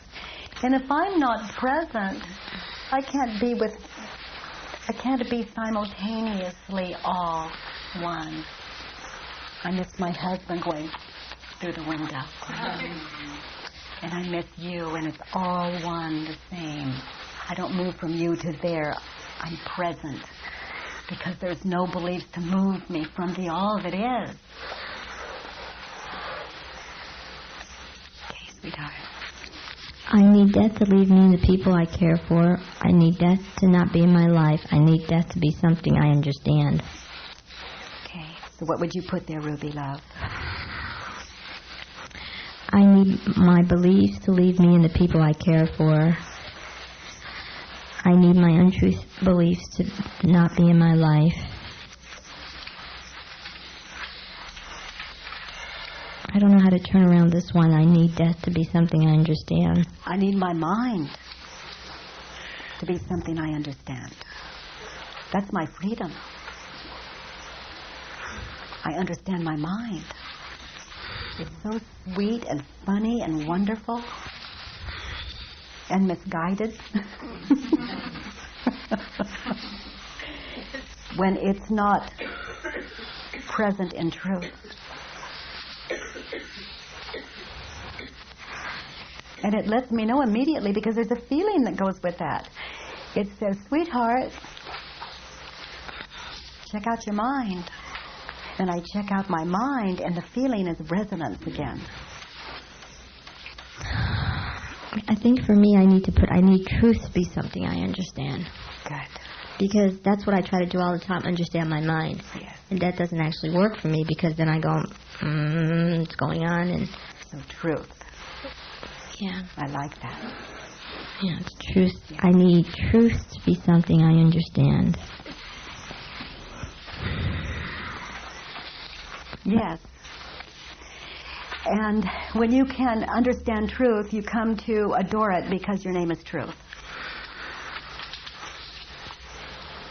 That's the mother and the father and the friend you've been waiting for. The others are just metaphors that come to pass not to stay until you can have that one. We're going to die until you can see that your mother, father, and friend are truth. That's it. That's the ultimate. It's inside of you. And it's always there. It is you.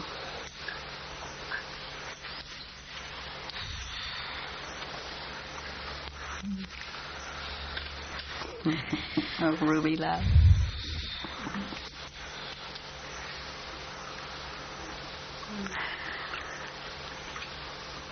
I just have to be with my fears then. Your fears are nothing more than a lack of integrity. That's all. No mystery. Write them down. Put your integrity in there and be free. And then notice how they just don't arise anymore. And if they do, they've encountered a friend. and it's peace.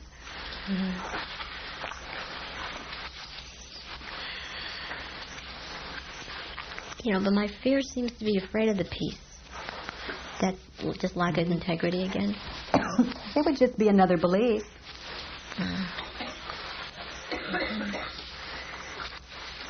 And you would find it. Okay. And undo it. It's another belief to work on it. Yeah. That's all there is. Okay, the next one. I actually didn't have anything for number 6 because I realized there wasn't really anything I was not willing not to do. Yes. Well, I'm not willing to be comfortable with my friend Anne dying. No, actually, I am willing. Good. I am willing to be comfortable with my friend dying. I'm less comfortable with myself dying. Okay. Okay. So I'm willing. It's a big one.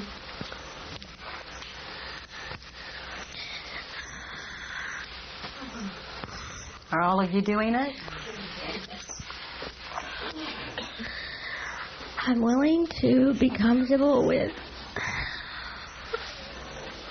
What about my beliefs about me dying?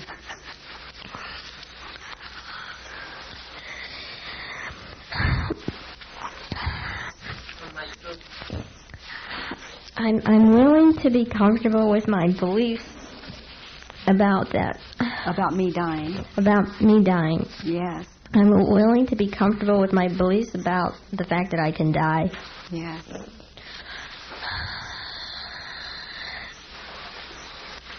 And I am also willing to be comfortable with my dying. Yes. I look forward to my dying. I mean, this is too painful. There's no pain in dying. This is the pain. Trying to stay alive is the death.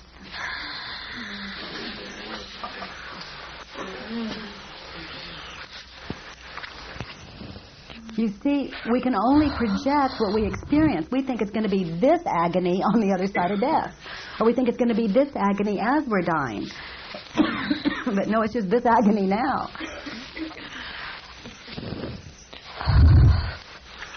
I'm looking forward to my dying. Good. I'm looking forward to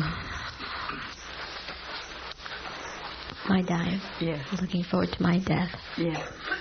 Yeah. Yeah. Yeah. That's what's so sweet about it. You take that step, you become willing. We come to see that the only death and dying is this suffering and the untrue beliefs we experience without inquiring.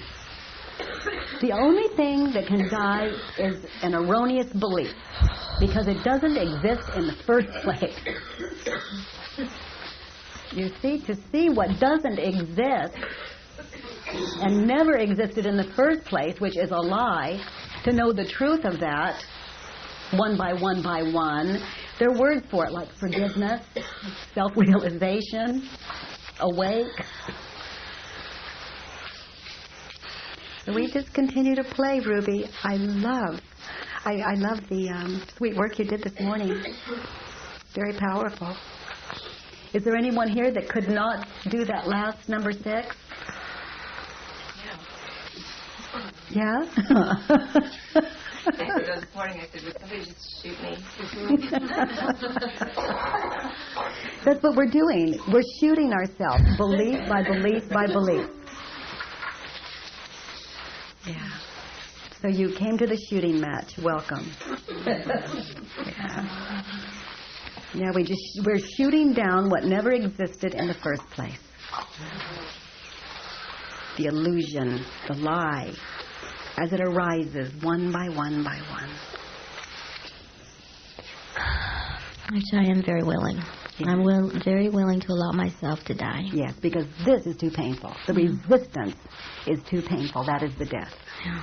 That really is my truth, that I'm very willing. And now I realize when I feel like I want to die, it's really because I want my thoughts and all those things that drive myself crazy to die. Yes. Yes. So I'm very willing. There's nothing else to die, is there, Ruby? Mm-hmm. Not in reality, because it's all you know. It's all any of us know. We're getting real here. Katie, could you talk a little bit more about fear's lack of integrity? Yes, fear is lack of integrity. The way that you know it is when you're in a lie, you experience inside of you the effect that feels uncomfortable. Non-resonance, not your nature. So when you inquire the belief and you get honest about it, like my friend should live, is it true? Can I really know that? No. I can't. So what do I get for holding the belief? You experience the non-resonance of it. Who would I be without it? And if you're really doing this at the level that we saw Ruby Love do it, that you really own your truth, your truth, not ours, that one inside of you. We saw it done just so sweetly here. That's how it's done. Then we notice that the feeling changes. And nothing happened except you saw what you thought was true as not. Is that how that's how it's done? Rocky, where's Roxanne? Yes. Someone says not. Yeah. Life is simple. Life is simple. Until you lose your integrity, and then it hurts your internal integrity. And a feeling will simply let you know. It's just the voice that says, sweetheart, take a look. Get honest. Isn't that simple? And a lot of us can't do it in our minds. We do it on paper. So that we take the mind and bring it into the material world. Bring it into the density. You think you're a body. It has to take on a form like a pencil and paper, writing, the written word. Very powerful. Where it can't flip around and move, or you can't mess with it. And you inquire like a child. Just inquire like a child. My friend should not die. Is it true? Is it really true? Ruby, it was so strange the moment you got up there and started to talk about your number one. Can you hear her back there? No.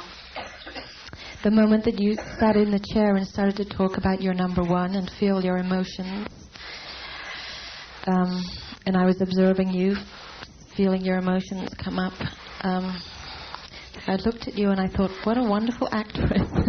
And I saw that you were acting, because I knew that you knew the truth. I knew that you knew that there was no death.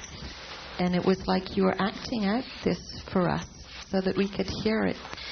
And I had a similar, when I was here over the New Year, I had a similar experience of sitting there and starting to talk about my stuff and my story about my boyfriend and getting into my emotions rising. And I suddenly caught myself acting it all. And this was a different experience because I was seeing you acting it and knowing that you really knew the truth, that there is no death.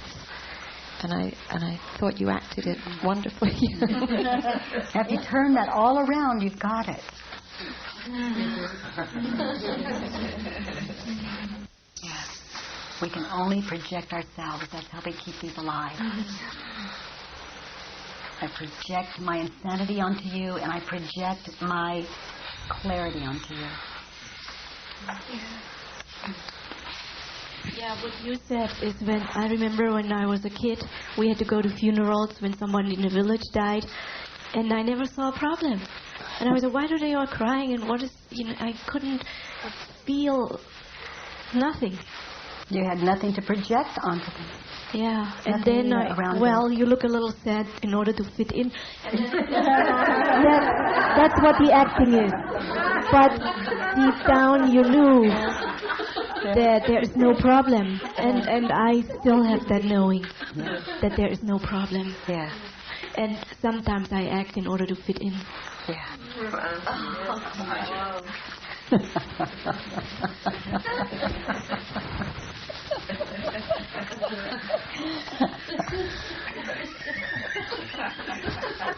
I just, I thought, I wish you'd just stand up and let him see that face. That sweet face. My grandmothers were the most significant experience of death for me, and they were two very different experiences. My first one died very unexpectedly from E. coli, and it was just a couple days. And I just remember a lot of drama, a lot of grieving, a lot of incompletion. And my other grandmother, who I felt very connected with, I happened to have dinner with her the night that she died, and I went to sleep. I had never felt so much peace in my life, and she died in her sleep that evening. And I can't help but think that I felt her surrender. And I was sitting here listening to Ruby, and I was thinking about my other grandmother and what was all the push and pull about. And when you did the number 6 about what you're not willing, and I realized that I felt like I had lost my opportunity to have the connection with her. And when Ruby said, when you did your number 6, I realized what I'm not willing to do is to die without returning to my love for my grandmother.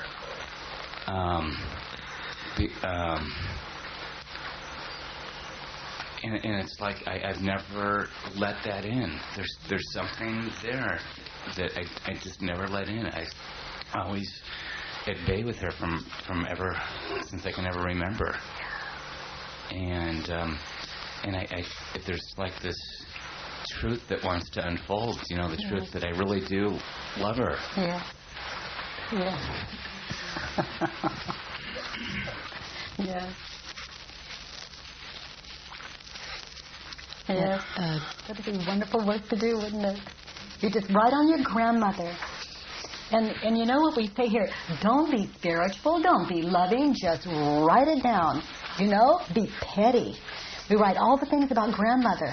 We inquire. We turn it around, and we get this completion and this love and this understanding.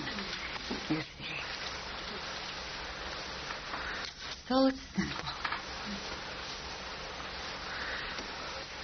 It's amazing to me that all of these generations we've kept judging away from us, tried to keep judging away from us. And we just kept going, no, don't judge, bad. And it turned out to be our greatest tool. It's what we do best. It's obvious. Now that we know what to do with it, to judge, walk through life. Every time you judge, you begin to connect it with joy. Good, I found something to judge. Inquire, turn it around. And then you start missing judgment. You just become one with everything. And I just can't invite you enough. Do what you do best, judge. Judge.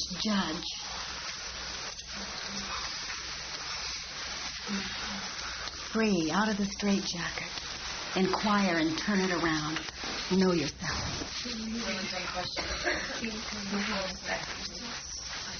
I wanted something about my grandmother came up. Just stick it up.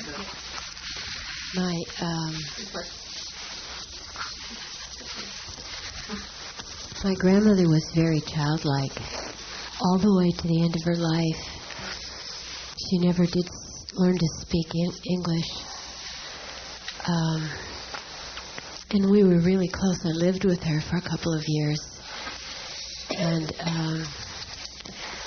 So at the end of her life, when she had Alzheimer's and she supposedly was crazy and not with it, and she was in Washington and I was in California, she came to me and said that she wanted my help to die. And I told her I would hold her hand. And the next day she died. And it put me into some joyous, childlike connection and belief out of the box, and into a lot of trouble with my mother when I tried to tell her about it. But she actually did come to me.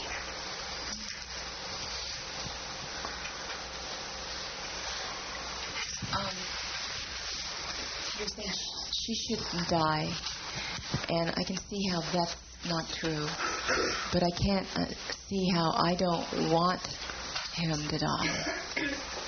I mean, how is that not true? Well, you do want him to not die. Right. Yeah, good. And he's going to die. I mean, you can want all you want. So my reality is to join reality. I am that.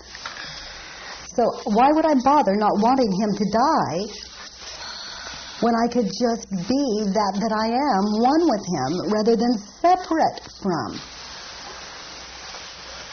So if he's gone, and the grief and the missing him and stuff, it's just... It's residue from you not joining with reality.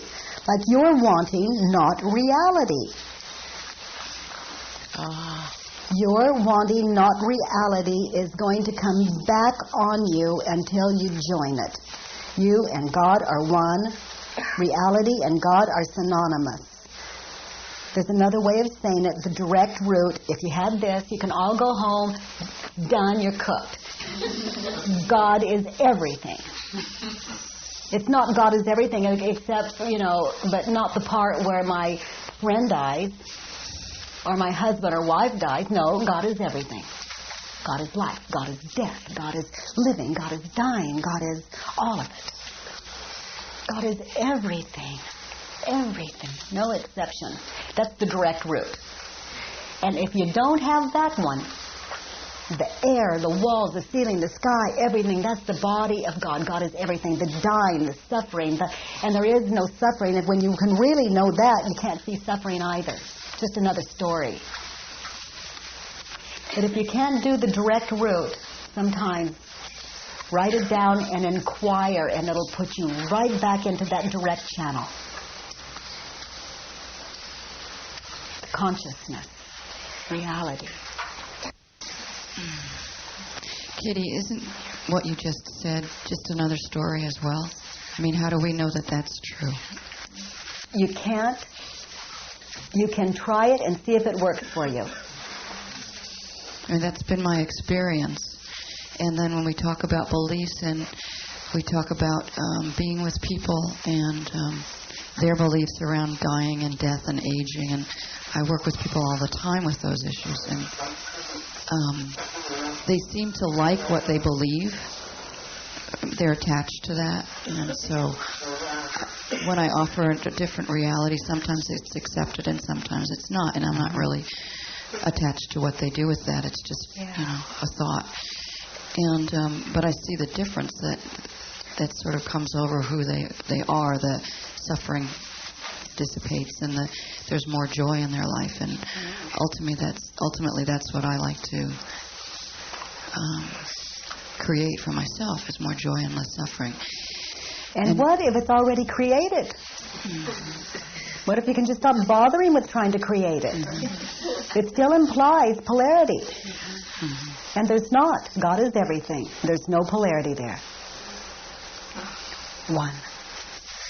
And then when you can hit that, you can come to see that it's too heavy.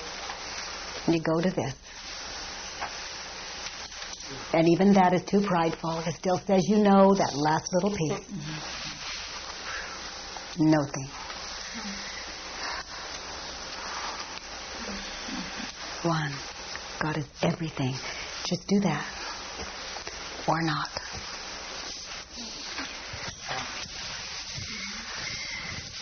I wrote my number 6 as it sounded kind of funny that I'm never going to die,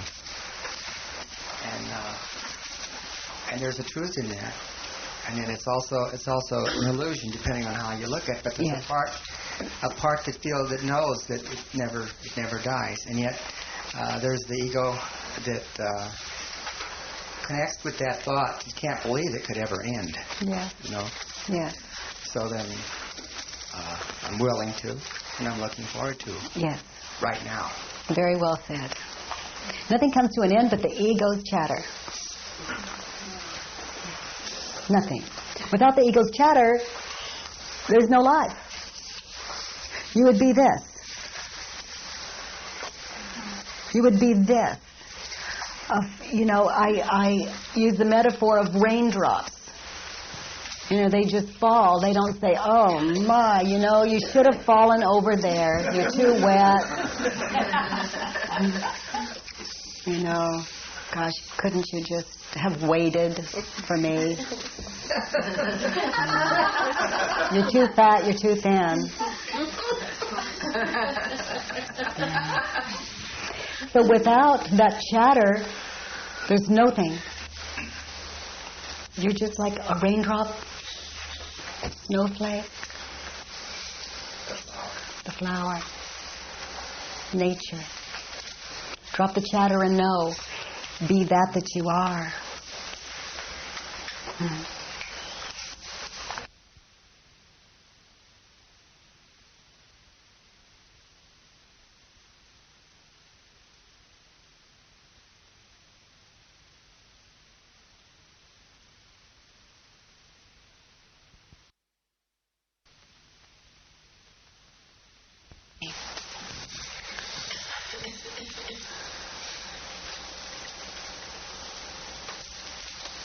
My connotation of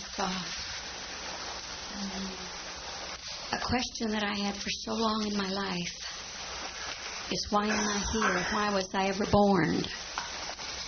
And what is my purpose here? And my conclusion is that, am I conscious to become aware that I am all of it, pure consciousness? And in pure consciousness, if that's what I am, when my fear comes up, I don't fight with it like I used to. I make friends with it because that's part of me. Yes. I had a teacher who, I said to him, I know sometimes, and it's so wonderful, and then I get caught and I get lost again. And he looked in my eyes and he says, even when you're lost, that's still pure consciousness. That's still Brahman. And it's been an incredible gift to me. In my confusion, I come back to that, and I'm free again. Yeah. Yeah. So if we are pure consciousness, my question sometimes to me is, why in the heck did it take me so long to wake up to it? And everything you just said is why. So my thought is, you began with, do you remember how you just began that? Like a purpose here, or do you remember how you began it? Well, I always wanted to know why I'm here. Okay. As a human being, as a form. And of course you would wonder and wonder and wonder to your dying breath, why am I here? I'm not. And what is my purpose? There isn't one. So we continue to chase what doesn't exist, and that's the chatter. It says that, the grasping. Yes. The grasping. Okay, there was other hands. Yes, honey. I wanted to relate my experience in the meditation this morning. As we were getting into the meditation, I became aware of the sounds of the door opening and closing, and people shuffling around and coughing, and I remembered that yesterday when I heard all those sounds, I was quite irritated by a lot of it. I just wanted to hear the peace and the silence. And then I remember something that you said yesterday floated into my mind about the enjoyment of every movement, every movement being pure joy.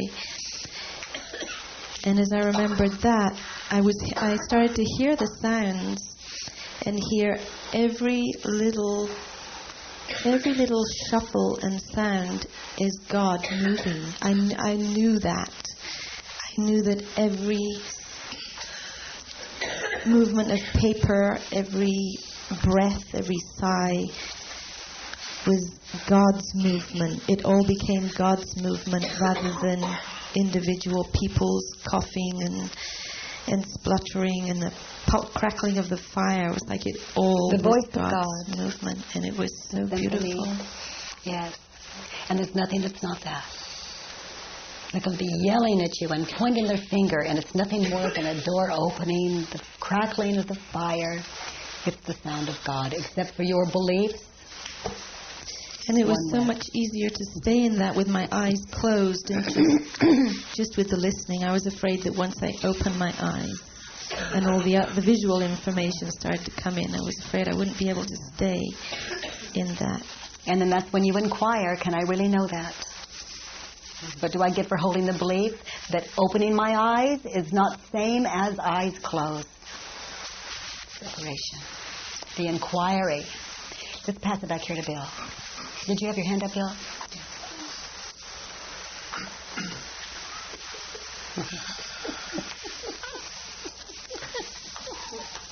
I guess my question is, isn't God just another belief? Yes. So how can you really know that God is everything? It's a focus. It's a focus to get down to the one. There are many names for God. Yeah, that's really a confusing. Yeah, but it's all just a focus when we get it down to one. You could worship anything as long as it were singular by any name. And everything goes back to that, one-minded. This is everything. That focus is everything. And it's the only thing that won't move. Like if you worship money, you'll get it or won't, but you'll have a focus. You won't want this, you won't want that, you won't want, or sexuality, sex, alcohol, drugs. Whatever you worship, it becomes everything. So to worship like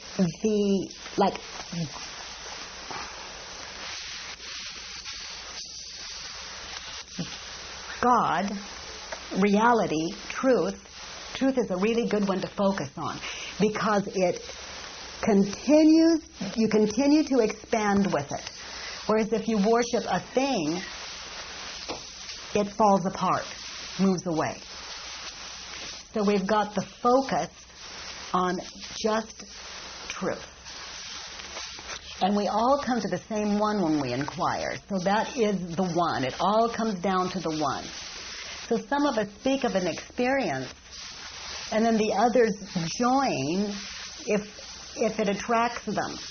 If that person living with that focus that we call God or truth, if it attracts, we say, what is that? And then the person says, what is that? And then we give them our experience, and they try it, and it happens that is their freedom too. Now, if I worship money and that appeals to you, then you can come to me and say, how do you do it? And I say, here's how I do it. But in a material world, it's going to keep moving and changing, so it's not as consistent. What I'm saying is the only addiction that serves is truth. And will continue to give back at an even higher level more than you can even fathom or conceive of. It's just an experience that runs consistent with people who stay in it. And you're welcome to worship anything and see if it works. You know, that's the beautiful thing about here. Until we join reality, nothing works. Internally, we don't resonate. So when you say worship, I'm not getting the concept. It would be to... Just basically focusing? Is that all you're saying? Well, worship would be like me being attached to my friend or my parents living. I would be worshiping that belief that they should live. Well, that doesn't work. So maybe I'll just worship reality, and it just appears to work and work and work. And the other question I had was, since you mentioned resonance again, are you talking about I'm trying to understand the concept of Okay, that would just be what you would call feel comfortable, feel good. Yeah, just one with. Just comfortable. Sick or well. You have that thing inside of you that just resonates, that nothing can move you from. You know how when you've been very, very sick, the phone will ring and there'll be someone on the line that really excites you, and all of a sudden you're not sick? You're resonating. So we have that inside without the phone call. So it's kind of a condition of just an integrity that it's like rock solid, it's a focal point. Yes. Because the friend that I resonate with turned out to be truth inside of me, and it doesn't take a telephone, it doesn't take you, it doesn't take my husband, it doesn't take any material thing. I focus on that, and I continue to resonate. I continue to be at peace, and nothing seems to move that. Nothing physical appears to move that, because it's only my belief about the physical that would move it, and that's what we're doing here. We're seeing how that works. And death is a physical. So I guess as long as I got the microphone, I have another question. I'm having a problem with this you can't know business. And from my, if I'm understanding it correctly, from what you're saying, you can't know that. All of these things are either past or future. But I think if you're really here and now, that implies that you're aware. And if you are here and now and are aware, you can know things that are occurring now. No, you can. I can't. Right. And if you go inside and really inquire, you may come to see that you can't either. Well, being aware implies some sort of, to me, implies a sort of perception. Being... True. Okay. True. And if you're perceiving... You could say I'm the least aware person you've ever met.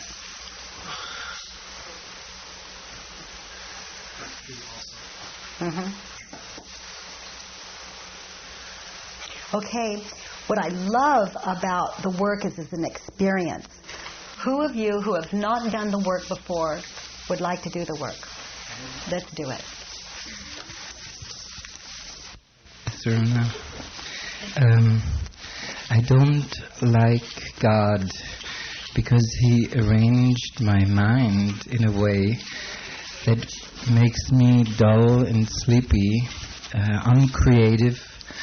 That experience the morning meditation and the music. This is the author, the writer, the singer, the musician. It was very lovely. And this is my story. I don't like God because He arranged my mind in a way that makes me feel dull, sleepy, uncreative, simple, uncaring, identifying with erroneous beliefs, mistakes, a lack of sharpness, and an ongoing wanting. Yes. So I don't like God, put I don't like me, and read it.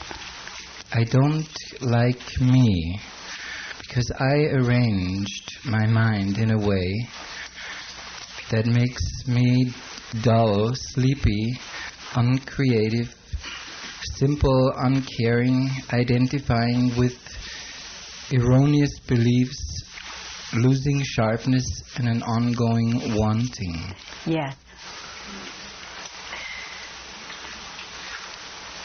So I take that responsibility? Yes, I do. It was me. I arranged my mind that way so that I can get something for it. There's something, you're getting something for that. You're getting something for arranging your mind that way. What is it? We're hearing some of it in the writing. You don't have to get up.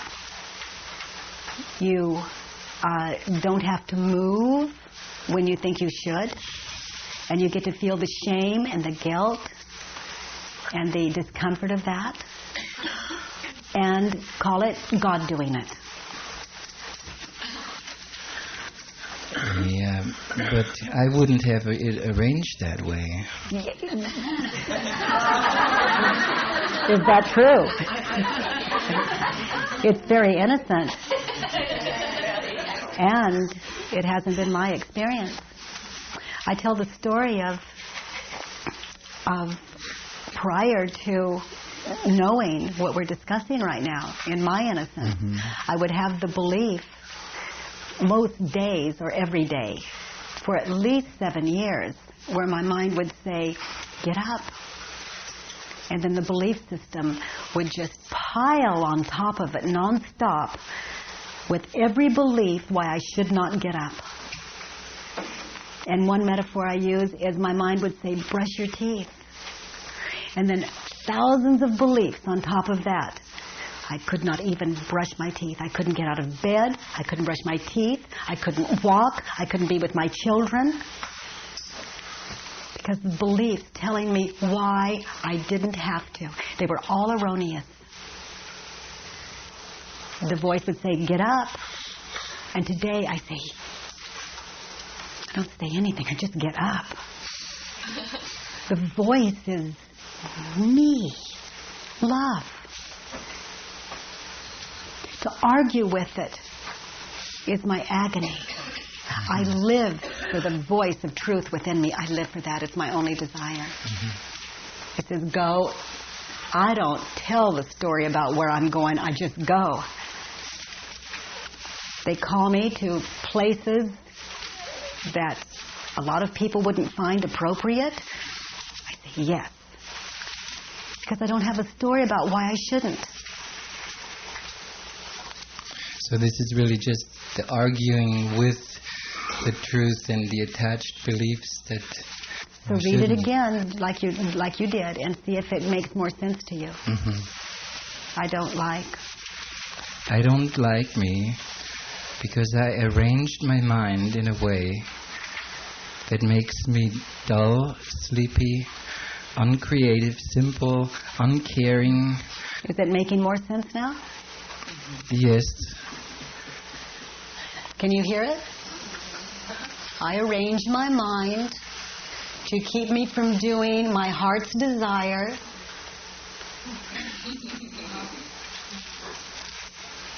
So that I can prove there's suffering in the world.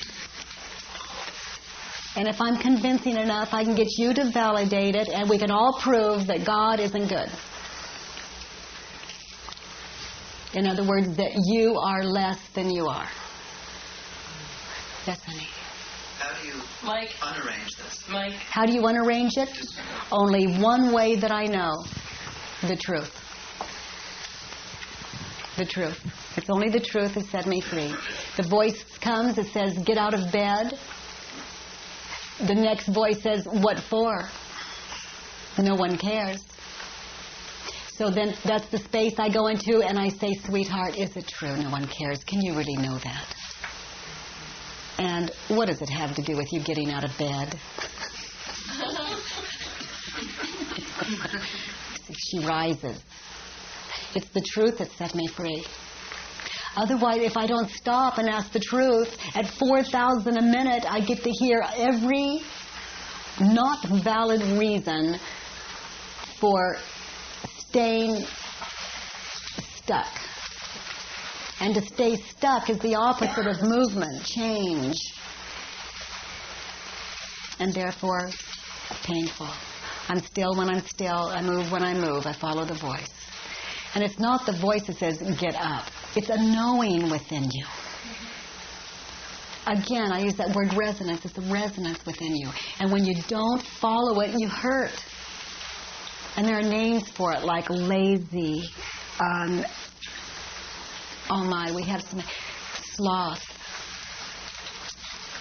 greed. I need to bother with the truth now if I'm comfortable. It's when I'm not comfortable I'm experiencing the lie and I take a look. There's nothing else to do. You may as well. There's nothing else to do. If you think going to work, yes I do, I have to go to work. It's only for that also. Because everything's going to arise. The story about going to work is going to arise. The story about working is going to arise. The story about being with your children is going to arise. There's nothing else to do, haven't you noticed? It's all just a story about nothing to give you the experience of awareness if you're tired of the job of not awareness.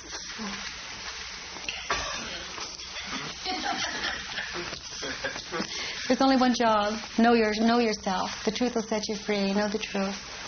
Well, in a way, I feel all these complaints are nearly the nature of the mind wanting it differently, wanting it in a different way than it is at the moment. And if and the truth is, you don't want it different than it is in the moment. So can you hear it? Yes. It wants it different than it is in the moment, and that is where we suffer. Because the truth is, we want it just like it is in the moment. The way that we know is when we want it differently, we hurt, and we're real clear about we don't want that. Yes. We'll do anything not to hurt. Anything short of truth, because some of us haven't had a way. Now that we have a way, we get it all. We get it all. At whatever level we are, from the toddler all the way up, inside of us. The inside toddler all the way up. This work will give you an incredible material world. A wonderful material world. And it will take you a lot further than that if you care to go, because eventually you don't give a damn about a material world. You think you do, the work will give you that. It's a beginning. It says you're okay where you are. Yes, honey. I just had an experience of presence and how expansive it is. And I could literally feel that I could be present to a certain extent, and then it was way bigger than I could hold. So I really had an experience also of, what keeps me not present is like my fear, I guess, of my ability to hold it all. It's quite amazing. Yes, honey. Yes, Thank you. You're experiencing your nature. All of it. But then, and then drop the all. That she can't hold it. What did she get for holding that belief? And where she is really fine for her. So if we go in with the inquiry when it's working, it takes from us the expansion. But if she did the inquiry on that, wouldn't that help her expand more? It would help you. Thank you. Yeah. Yeah. Did you get it, Christy? She was complete. It was you over there. Wanting to go. Yeah. So the work can be used to cut down, to keep you from the experience that the truth just gave you. We can use anything to cut that experience off. I watch people who facilitate the work. Someone will get it and they'll just pop. They'll just blast. And someone will come in. And can you know that? You know,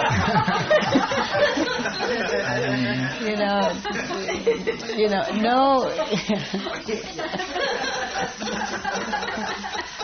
It's like, really, thank you for facilitating this. Yeah, so just to be very sweet when you're with the other. Let them have where they are. Whether it suits you or not. You can't know me till you know yourself. If it looks like love, be still. Join that.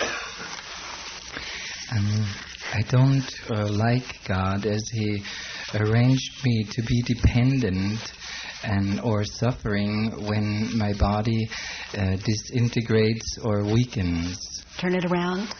I don't like myself as I arranged me to be dependent or suffering when my body disintegrates or weakens. Yes. To be a little more clear, you could put, I don't like my mind. Because it's arranged itself.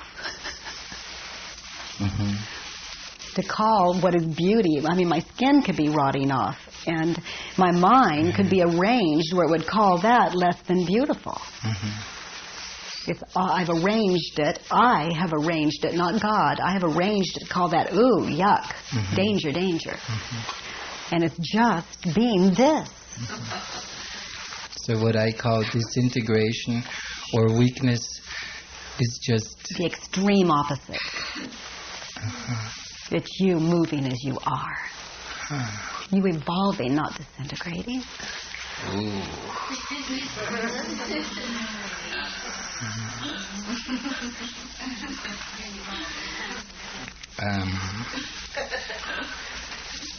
And I go to number 2. Good. God wants me to learn His way and wants me to remember Him always. Oh my.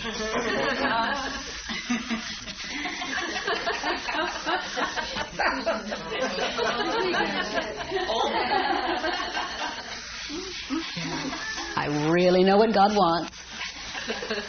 Okay. As long as I'm defining God, I can't know God. Let's turn it around. I want myself to learn my way and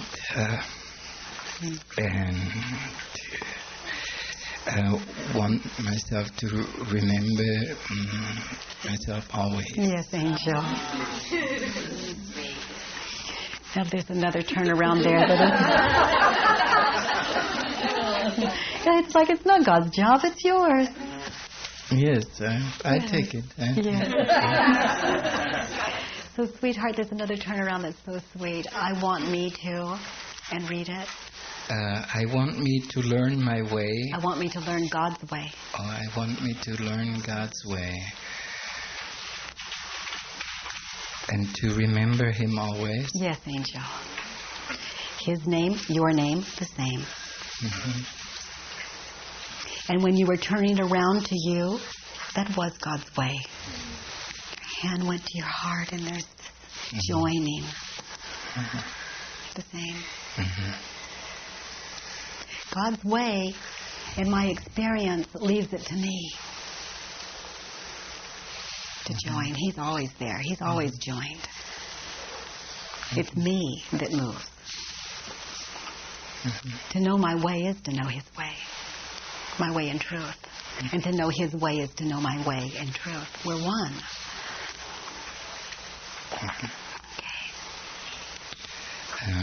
My body wants more attention and care and being treated with love and awareness always. Oh my, bodies don't know or care or they're not interested. I mean, my mind, it follows my mind. It's an obedient servant. My mind says it's time to go to bed now. And the body just follows the belief over to where what it calls bed. And it just lies on it, whether it's bed or not, because the mind says so. It lies down and it waits for mind to wake up. It just lies there like a slab.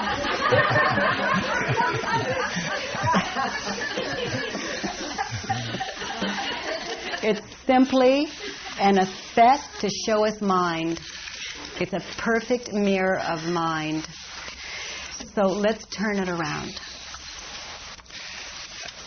I want more attention and care, and my mind wants my more. mind wants more attention and care, and wants to be treated with love and awareness. Yes. Always. If you give it to body, you're giving it to an outside source. Give the truth to you. Mm-hmm.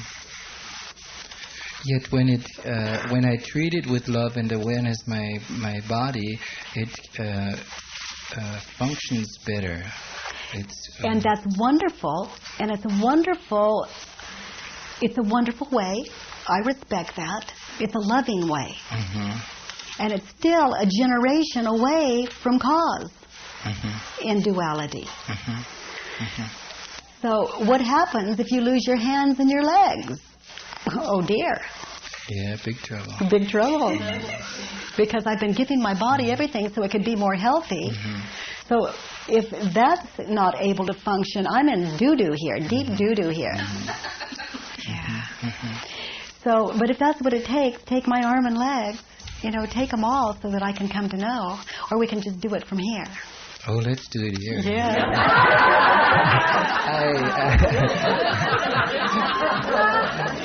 Yeah, now it's good.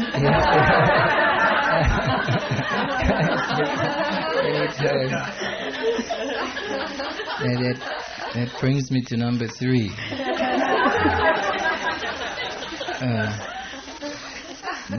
My body should be more should be more flexible, solid, healthy, strong, radiant, and my mind should be sharp. Okay, let's stop there with the body. Okay? It's hopeless. I mean, I'm over here, I'm 95 years old, and I'm not flexible. My body is not flexible. It's all arthritic over here. Okay, that's hopeless. Read it again, just the way you wrote it. My body should be more flexible, solid, healthy, strong, radiant. Hopeless. It's hopeless. I mean, I am full of arthritis here and cancer, and a thought like that is what... I'm like this. A thought like that is what makes me like that. Because it's not true. I have cancer, and a thought like that just... because it's an untruth. So let's turn it around and put my mind should be. My mind should be more flexible. Yes. Solid, healthy, strong, and radiant. Yes. That'll work. Mm-hmm. Sounds like truth to me. Mm-hmm. I've got my body strong and flexible and beautiful and radiant and and it's still just an opinion. Or a truck hits it. There goes that theory.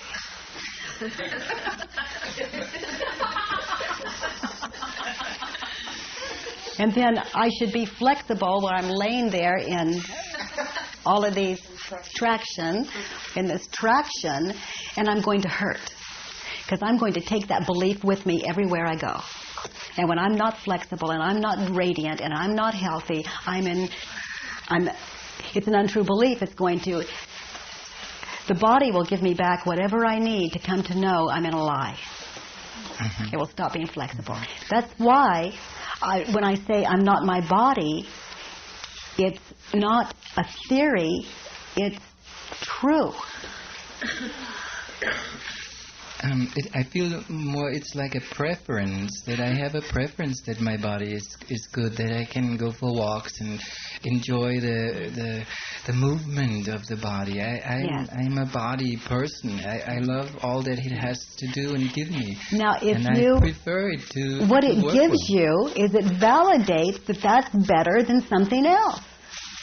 A flexible body gives me, it feeds the belief that this is better than being than being, like we could say, cripple. Mm-hmm. Okay? Mm-hmm. The more flexible I am, the more egoic I get, the more radiant I am, the more I'm validating that it's not equal to this. Mm-hmm. Mm-hmm. To this broken one over here that's and not broken. And fear it more in a way, too. Yes. Mm-hmm. Mm-hmm. So I love when I'm walking and it's fluid and I'm strong and And I love that, and it's not me. I love when I'm broken and et cetera, et cetera. That's not me either. No beliefs to interfere, to say one's higher and lower. And this is not to say, if you want to be flexible, truth is so intricate. If you want to be flexible, and if you eat something like, say you eat like a sugar is God, coffee is God, alcohol is God, the whole thing. But if you eat sugar and notice your arthritis has what you call flared up. And if you don't eat sugar, it doesn't. Okay? And you interfere with that fluidity that you say you want, and you eat the sugar and you're not fluid, you're not going to like you. So the truth from where you are is everything. If it says walk, walk. If it says don't eat sugar, then don't eat sugar. If when you're eating it says stop, stop.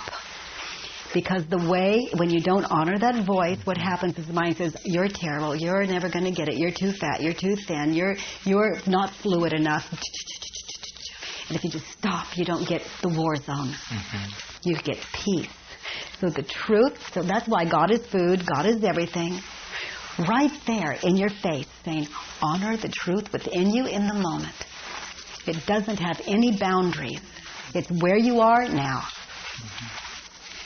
So it's not about a fluid body, it's about a fluid mind. But let's go, let's go, let's go. My mind should be sharper, comprehend larger, complex issues, more articulate, clearer.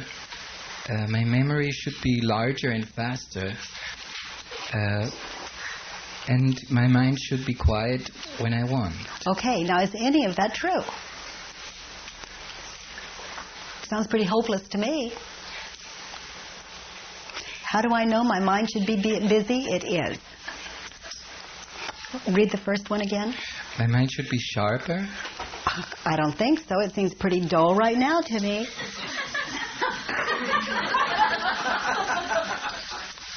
It should be sharper for what? To get what? For the what? fullness of living, for the fullness of expression of myself. Fullness of living looks like a dull mind. You missed it. Can you hear it? My mind is so dull, it's missing the fact that it's not sharp enough to see that, how do I know it's to be dull? Right now, it's dull. Don't know another way of saying this. I'm so dull, I think my mind should be less than dull. Okay? Heard that one?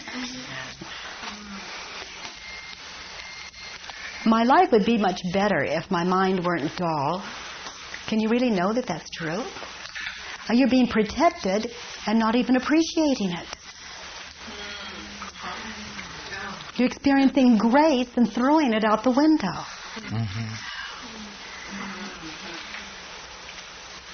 With the belief that you should be different in the moment than what you are.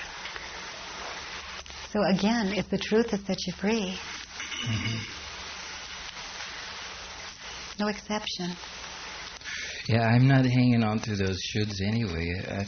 It just feels like if there's something to aspire to say, what do I want out of life? Then I would. It implies that there's life.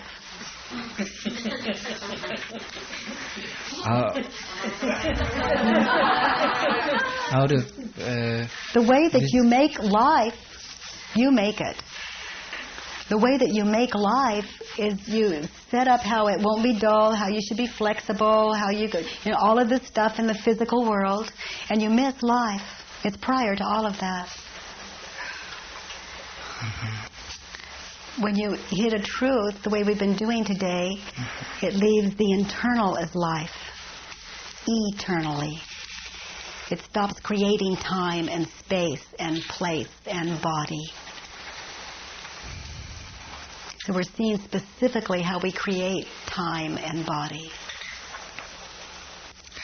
For example, in the moment, what you're saying, I can feel the depth and truth of it. Yet I feel my mind is not really able to comprehend the depth and the truth of it. That's because it's not supposed to. Well, that would be the way I know how I operate. And if I would understand this, I would integrate it into my system that way. Let's look at the next one. Yeah, see, it's a great theory, but can you know that it's true? So your experience is what we're interested in, and I hear you. Let's look at the next one.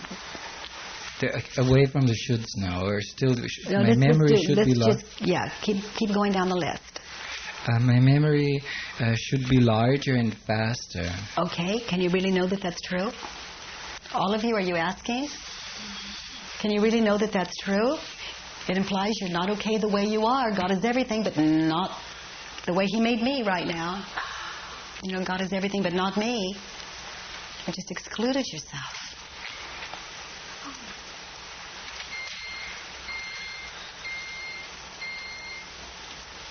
And my mind should be quiet when I want. And can you know that that's true?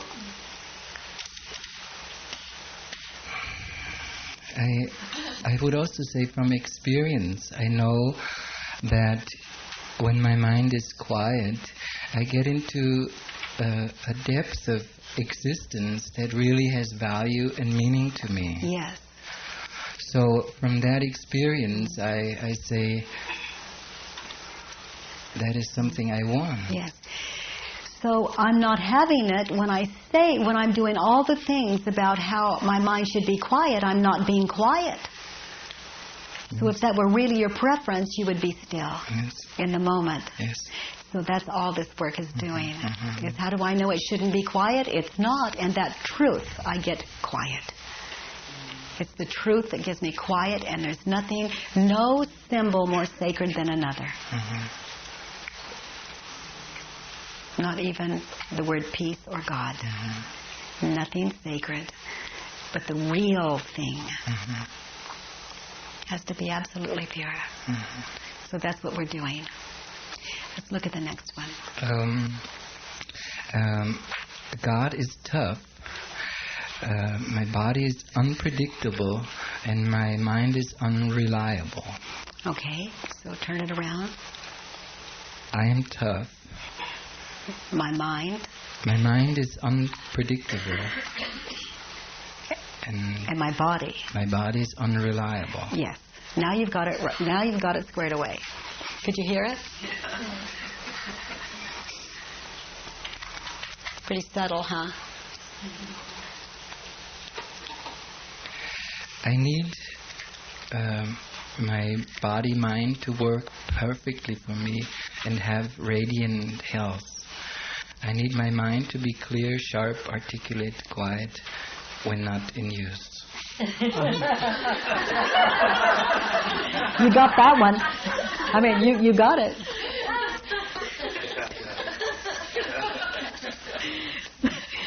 So, you know, that's very sweet. Just don't use it. Good. I got it. Yeah. And I refuse to accept the shortcomings of my body-mind. I refuse to accept the ruminating mind that keeps me from appreciating the peace inside, a foggy mind, and I refuse to accept when I cannot express myself. Yes. So those of you that are new to number six, we don't reverse or turn around. I mean, we don't reverse it or inquire. We just become willing to. And we notice that there's a very interesting expansion that takes place. So I'm willing to accept the shortcomings of my body-mind. Oh, my honey, feel that. I do. Yes, I look forward to. I look forward to accept the shortcomings of my body-mind. Yes. How loving. becoming friend of yourself. Becoming one who would give you what you give us and have given us all these years. Sounds like music to me. Thank you. I'm willing. I'm willing to accept a ruminating mind that keeps me from appreciating the peace. I'm willing to accept a foggy mind and when I cannot express myself. Oh, sweetheart, do you feel it? Yeah. It's love. It's like holding a precious child and saying, you've got a foggy mind. Stop that. You see? You're giving you what you would give your child. Are you all doing this? So let's all do the I look forward to. I look forward to accepting